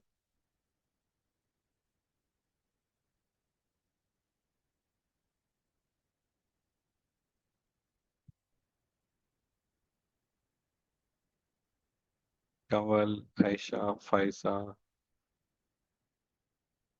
thanks. Dua, I hope it's sorted. So I'm moving to the next. Uh, I'm heading towards ending the exam.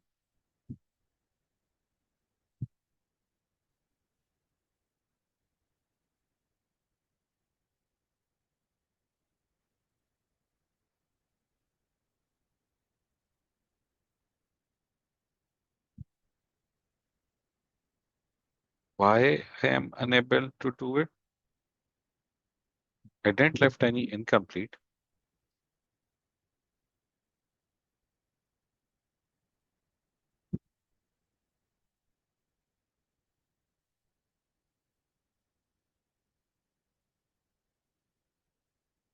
You guys also not able to exit it?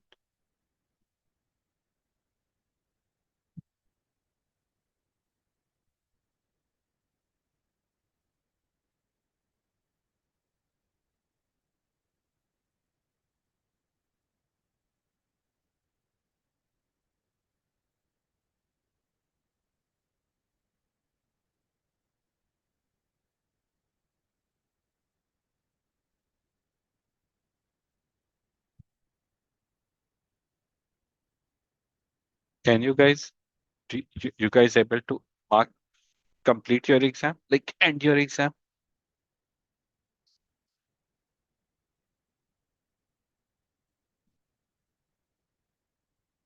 I don't know why I'm not.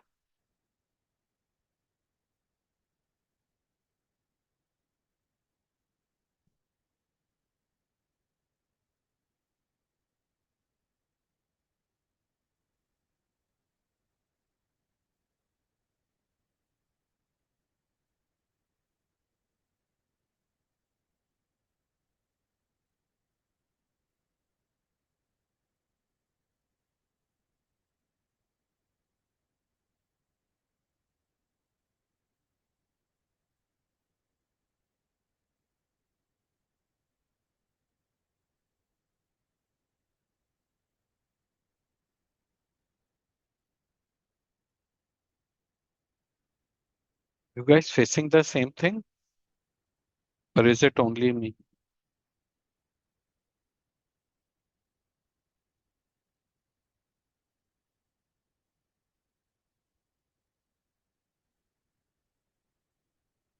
Anyone has any idea why it is happening?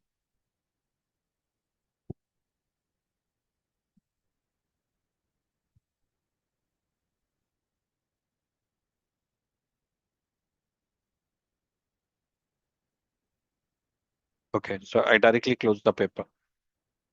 It's already 3 minutes. Let's start June 25 now. June 25, as we discussed.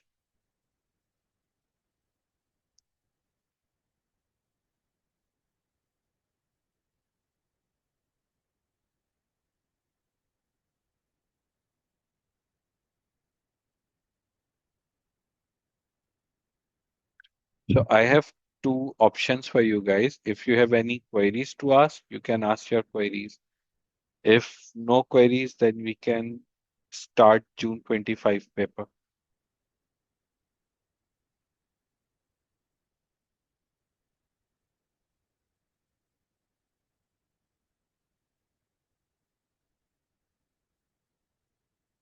Quickly.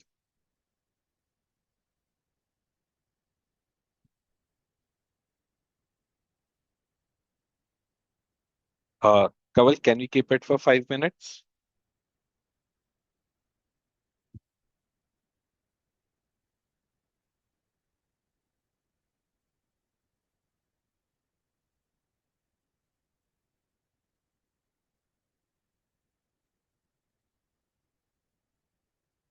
So let's resume in 5 minutes. In the meanwhile, if anyone want to ask, anyone want to discuss, can discuss.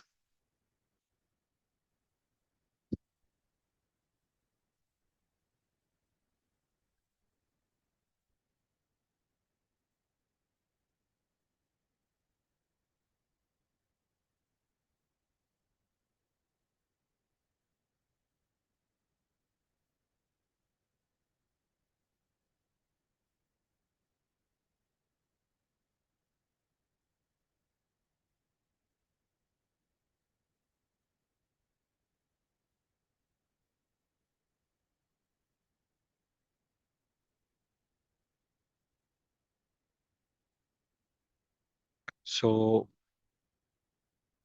um, in the meanwhile, if someone is sitting, I'm not sure who is there, who is not.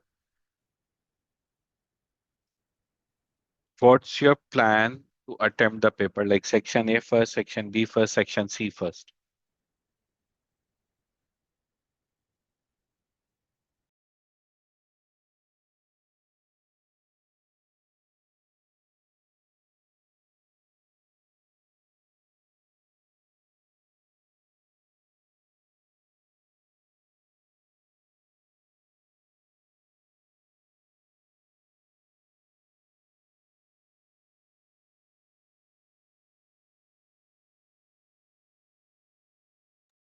So I was asking Aisha, like, what's your plan to attempt the paper? Like, you guys are planning to attempt question section A first, then section B, then section C, or section C first, then section A, then section B.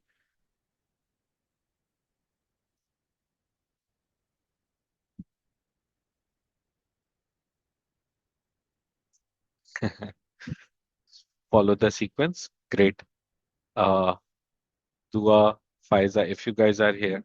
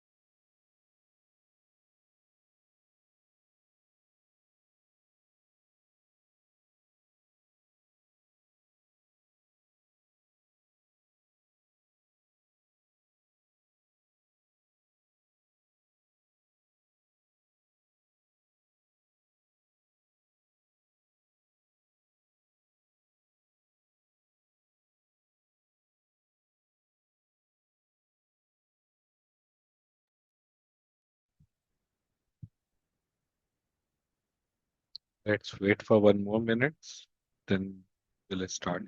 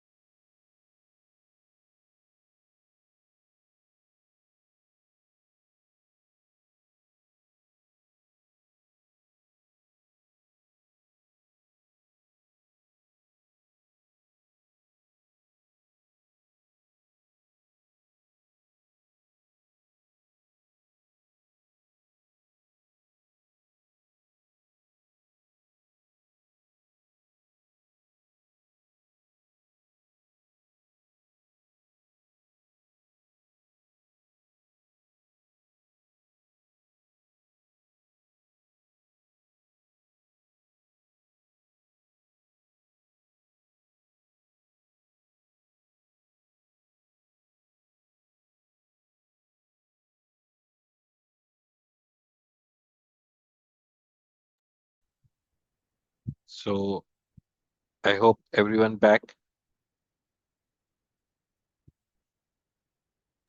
Yes, sir. Perfect. So I'm going to start the paper. I'm a bit cautious of time now.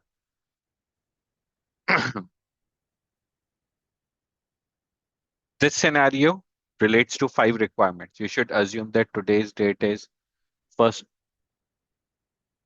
15th October 2024. Fiona has been self-employed for many years and prepare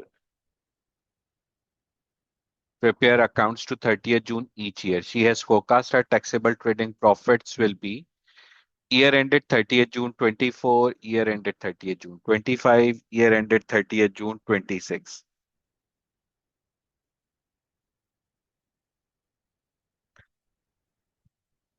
Fiona had total transition profits of 25,000 which arose in the tax year 23-24.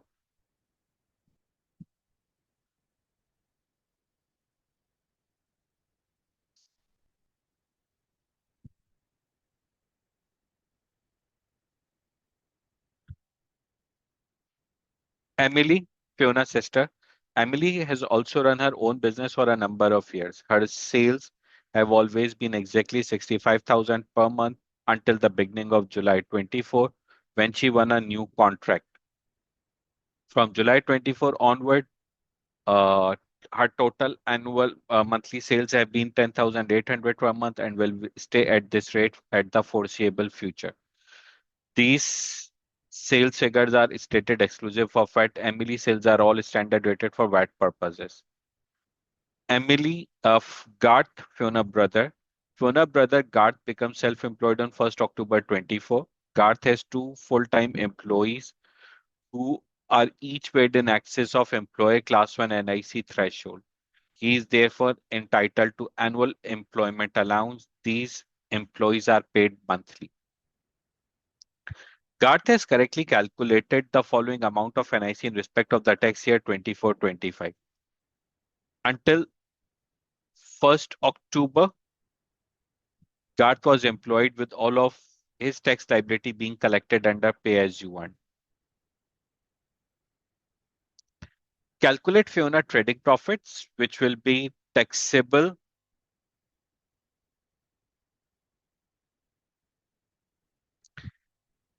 in the tax years 24-25 and 25-26.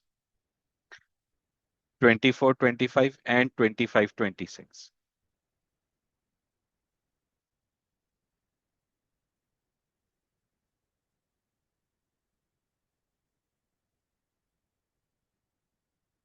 2024-25, which runs effectively from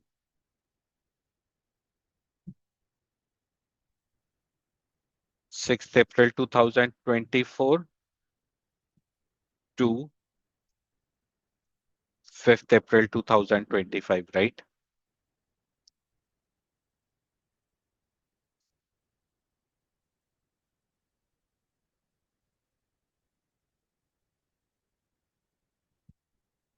Year ended 30th June 24. How many months to consider of this year ended 30th June 24?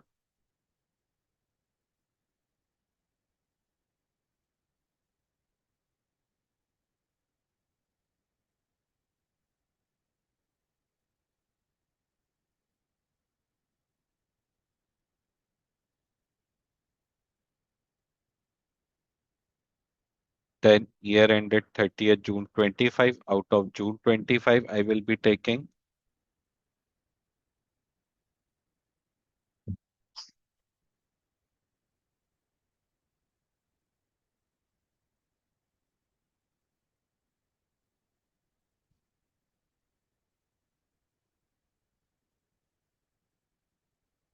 add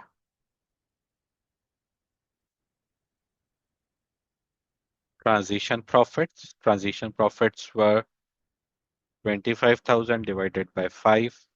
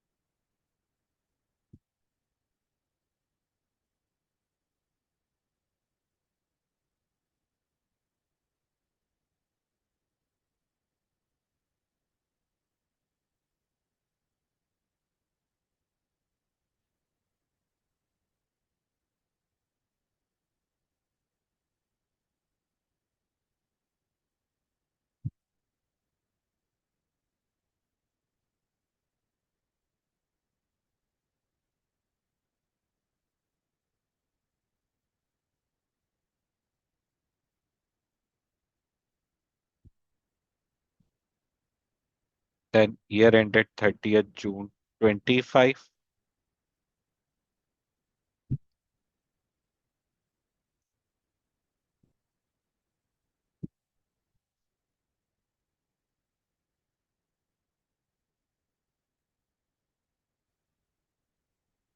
And year ended 30th June 26, 9 months from here, 93,200.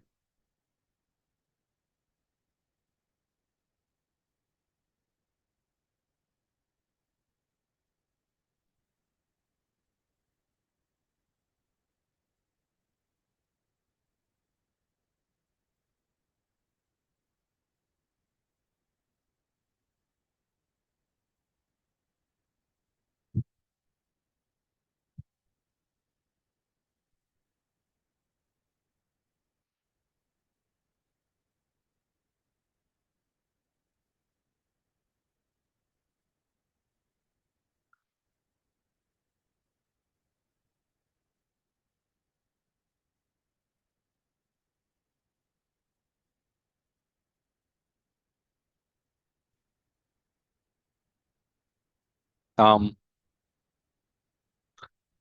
is this question clear? The transition profits, etc., etc., etc., or someone has any confusion in this?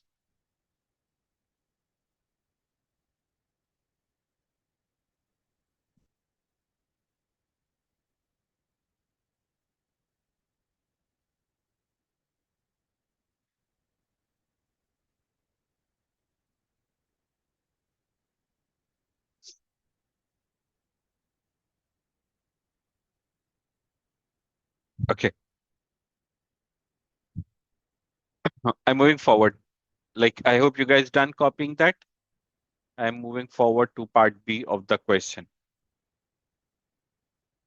This scenario relates to, okay, explain from what date Emily will be required to compulsorily registered for VAT and therefore have to charge output VAT on her supplies.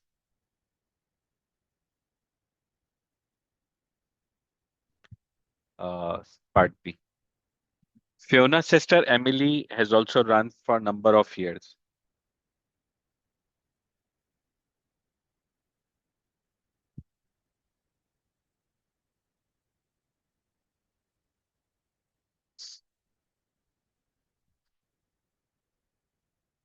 Ideally, since the word is explained, so ideally it should be the word space over here.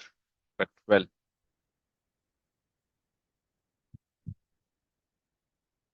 so couple of points. Mm,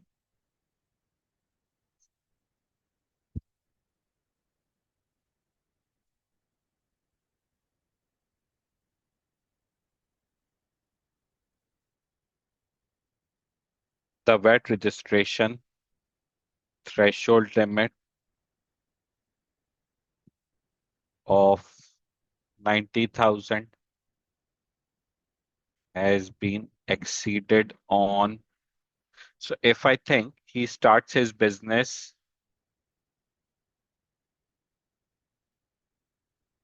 6,500 per month till July 24.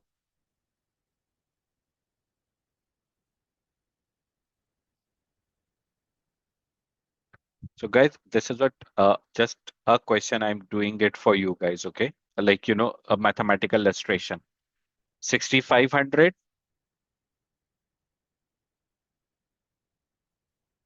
and 10,800. Let me put it zero and let me multiply it. I need to check how when the turnover exceeds 90,000, right? It's not new business. It Emily's old business where she is earning 6,500 per month. From July 24, her sales have been 10,800. So from July. So it's like July,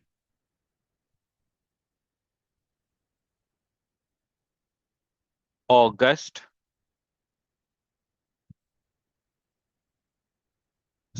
September. So if I look into September, her annual turnover exceeds 90,000. I'm not sure. Is this working clear to you guys? So how I started, I am like till June, this would be her annual sales, 78,000 annual sales. July 24. So in July 24, this would be annual sales, 82,300.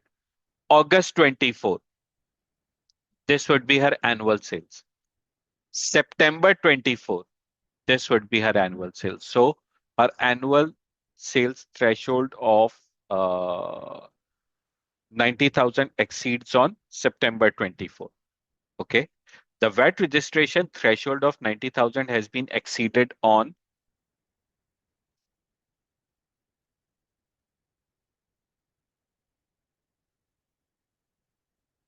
30th September 24 when total taxable supplies for the year ended will amount to 90,900 calculated as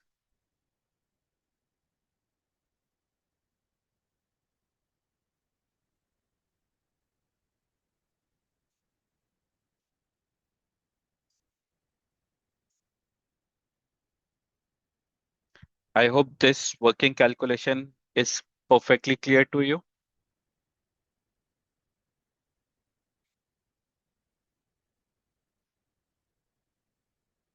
Emily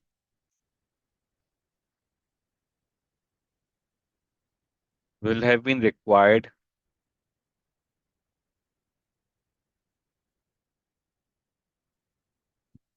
to be registered from 1st November 2024.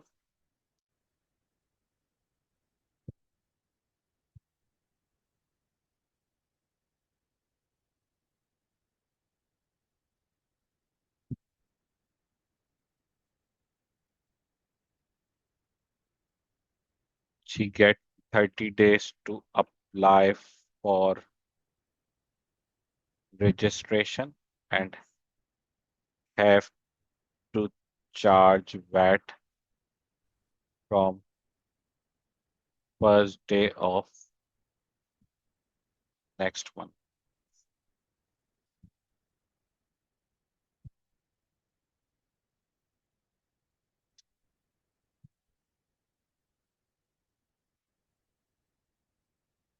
So if you recall, not in this way, but the similar type of concept we practiced yesterday as well when we were doing the MCQs. Exactly the similar point was there.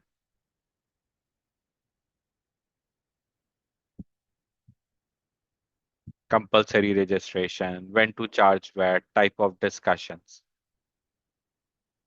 But the way to check here about compulsory registration, that piece is interesting.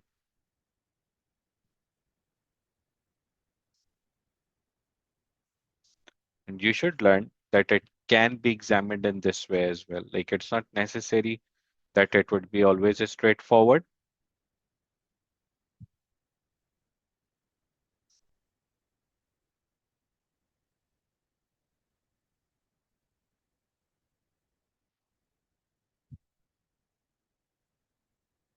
Is it done? Can I move forward?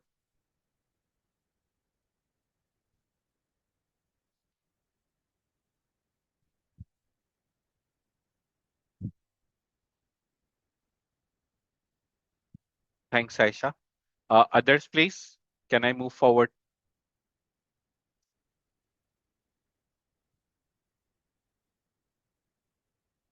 Thanks, Dua.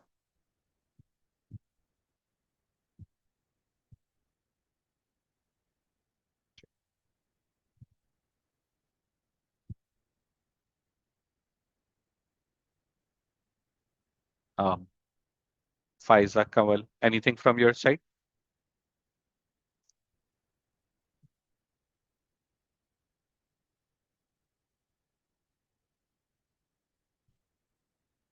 Thanks, Kamal.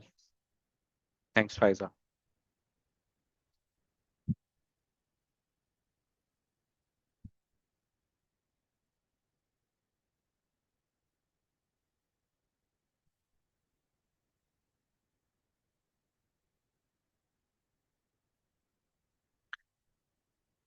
Three parts. Explain how and when GART to report details to HMRC of NICs due in respect of employees earning during 24-25. How and when. So two parts. How and when. Okay. State when Garth will have to pay class 4 NIC in respect of his self-employment. Explain to what extent the Garth will be able to benefit from NIC's annual employment allowance for the tax year 24-25. So let me respond for the first part.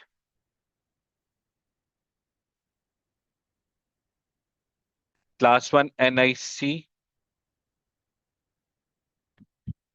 due in respect of employees' earnings are reported to HMRC as part of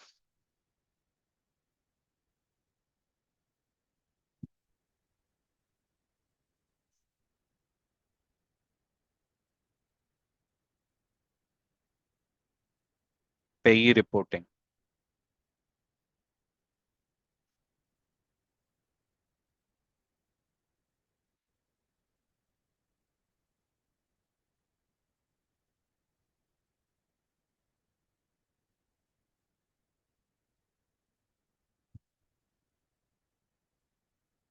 Payroll information usually reported electronically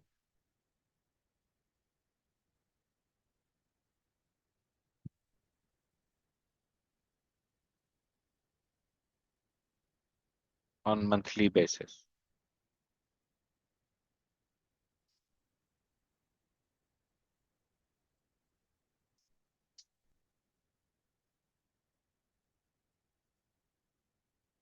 Garth will have to pay NIC in respect of his self-employment.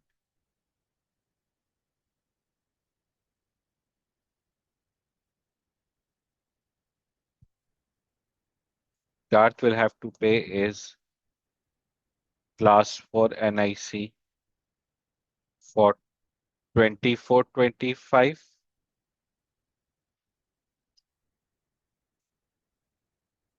as part of balancing payment due on 31st January 2026.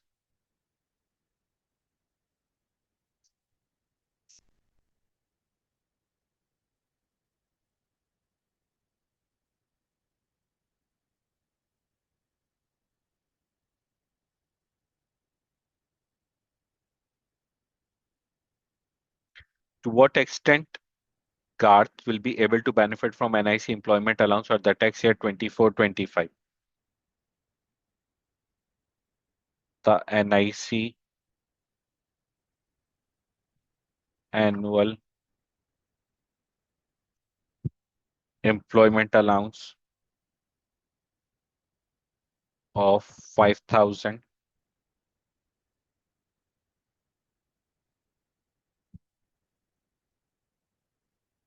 can only be used to reduce the amount of employer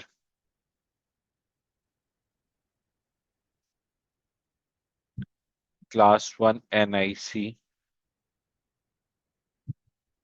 payable to HMRC.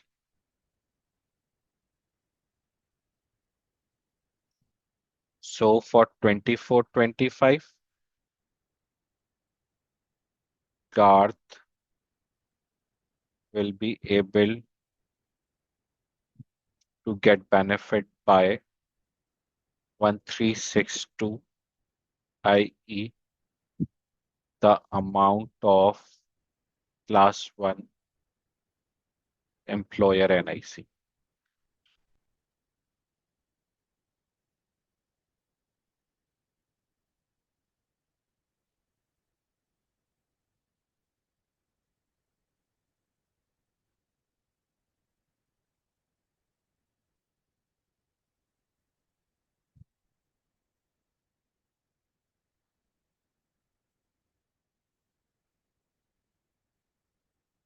Sorry, someone made a comment. So Aisha, that's very good. But I can add the exact dates. I can add the exact reporting dates, but like that's fine if you keep exact reporting date. If you do not keep exact reporting date, both approaches are perfectly fine.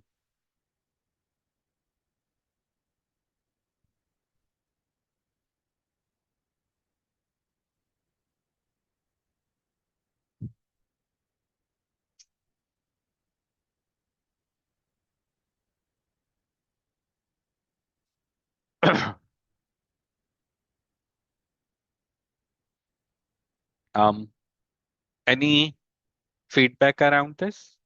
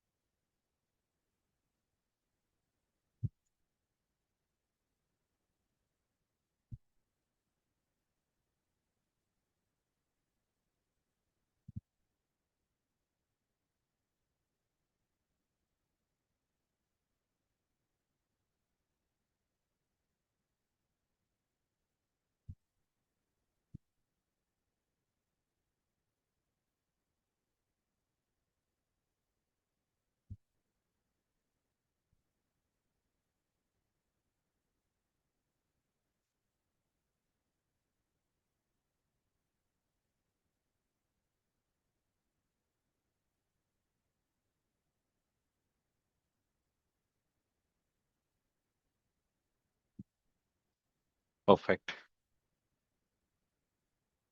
So, Aisha, on your question, if I look into part 2 of the requirement, state when Garth will have to pay class 4 NIC in respect of his self-employment. So Class for NIC in respect of self-employment, it is to be paid on first installment, second installment balancing payment. And if you are a newbie to the business, like it's your first year of trading, then ideally it's one-off payment directly 31st January after fiscal year. So that's why I directly put on the date 31st January after fiscal year, because I noticed this line that he becomes self-employed on 1st October 24.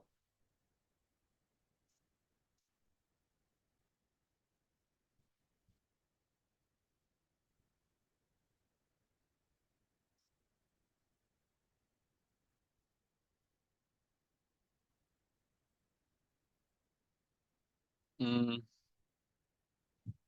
is it now clear to you?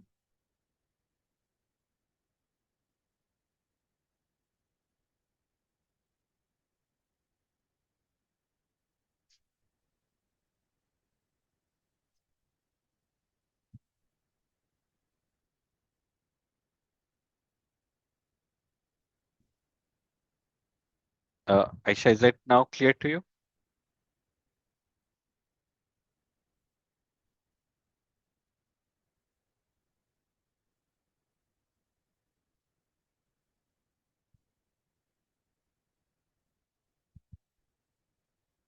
Perfect. Guys, there are two questions left on this. I do understand.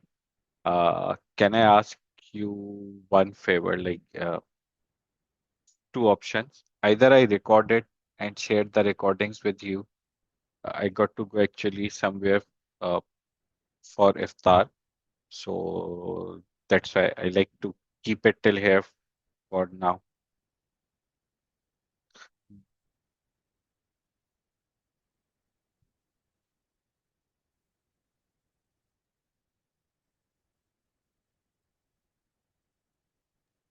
Yes, sir, I think the recordings would work.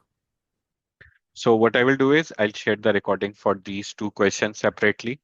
Uh, question two, question three of this paper. Sure. I really don't know how you guys will access it. Like if you guys are, so maybe what you can do is you can connect me tomorrow. You can ask for the recordings tomorrow. Uh, those who are already registered with Scriber Academy, probably they'll get on their portals. But those who are outsiders, I'm not sure who are outsiders, who are not Scriber Academy students, but they can drop me a WhatsApp. I'll share the link of the recordings with you guys. So that's for sure. We'll share with you, but you guys need to approach me. You guys need to know. Okay,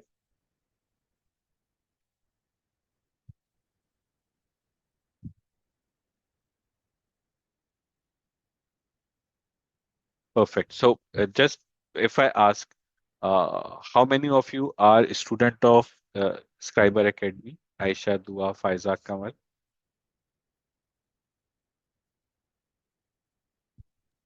I am not, sir.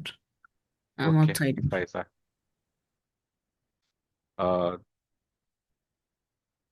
noted Aisha, noted Kamal, noted Dua.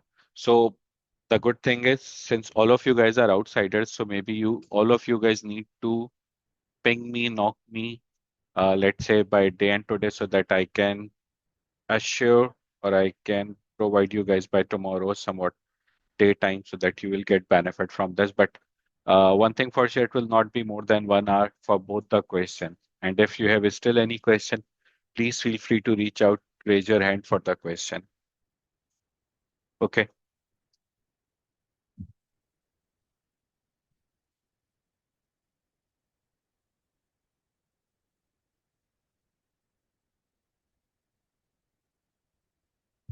Perfect.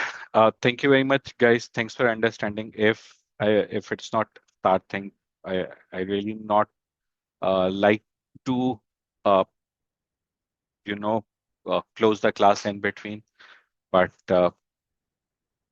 still. So thank you very much for joining today as well. Take care of yourself. The recordings is on me. We'll share by tomorrow for sure. So thank you very much once again. Take care of yourself. One last thing from my side, guys. Please, maybe 2 more minutes. Uh, Normally, there is a confusion or there is a discussion which question to attempt first, which question to attempt, sorry, not which question, which section to attempt first, which section to attempt second, and which section in the last. So let's suppose, should we attempt section A? Should we attempt section B? Should we attempt section C? Which section should we attempt in what sequence?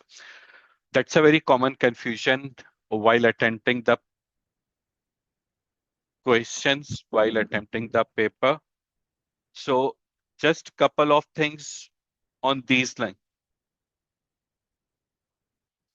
Just couple of suggestions on these lines from my side. Point number one, keep one thing remember, section A is of 30 marks, section B is of 30 marks, section C is of 40 marks. If you, like, theoretically speaking, if you do 100% correct section A and B, you can pass. Like if you get 60 out of, let's say, uh, if you make 80% accurate, 85% accurate section AB, you can pass. Section C, if you do it even 100% accurate, you cannot pass. Like if you get 100 out of 40 out of 14 section C, you cannot pass. So, but for section C, it requires proper workings, each and everything to be proper. Whereas for section AB, you can make lucky guesses, you can make random guesses. You can make a guess whether it would be lucky or not lucky, time will tell, but you can make a guess. So which section to attempt first, which section to attempt last? Maybe it's not a static rule to follow. It varies from person to person, paper to paper. When you guys attempt mock papers, you guys need to devise your strategy which section you should attempt first. Ideally, I'm using the word ideally, I'm supportive of section A, section B, section C, follow the sequence, but you should be cautious of time for section A and B. And let's say out of 180 minutes, you should keep at least 80 minutes for section 80, 90 minutes for section C and 90 to 100 minutes for section A and B. But again, like I said, there is no static rule. What matters is you need to devise your own plan, be cautious around it, and you guys need to devise this plan at time of uh,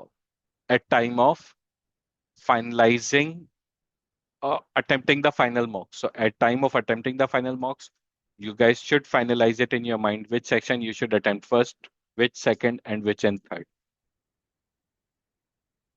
That's the last thing from my side. So thank you once again. Take care of yourselves. Laugh is. Uh, we'll share the recording with you. Laugh is.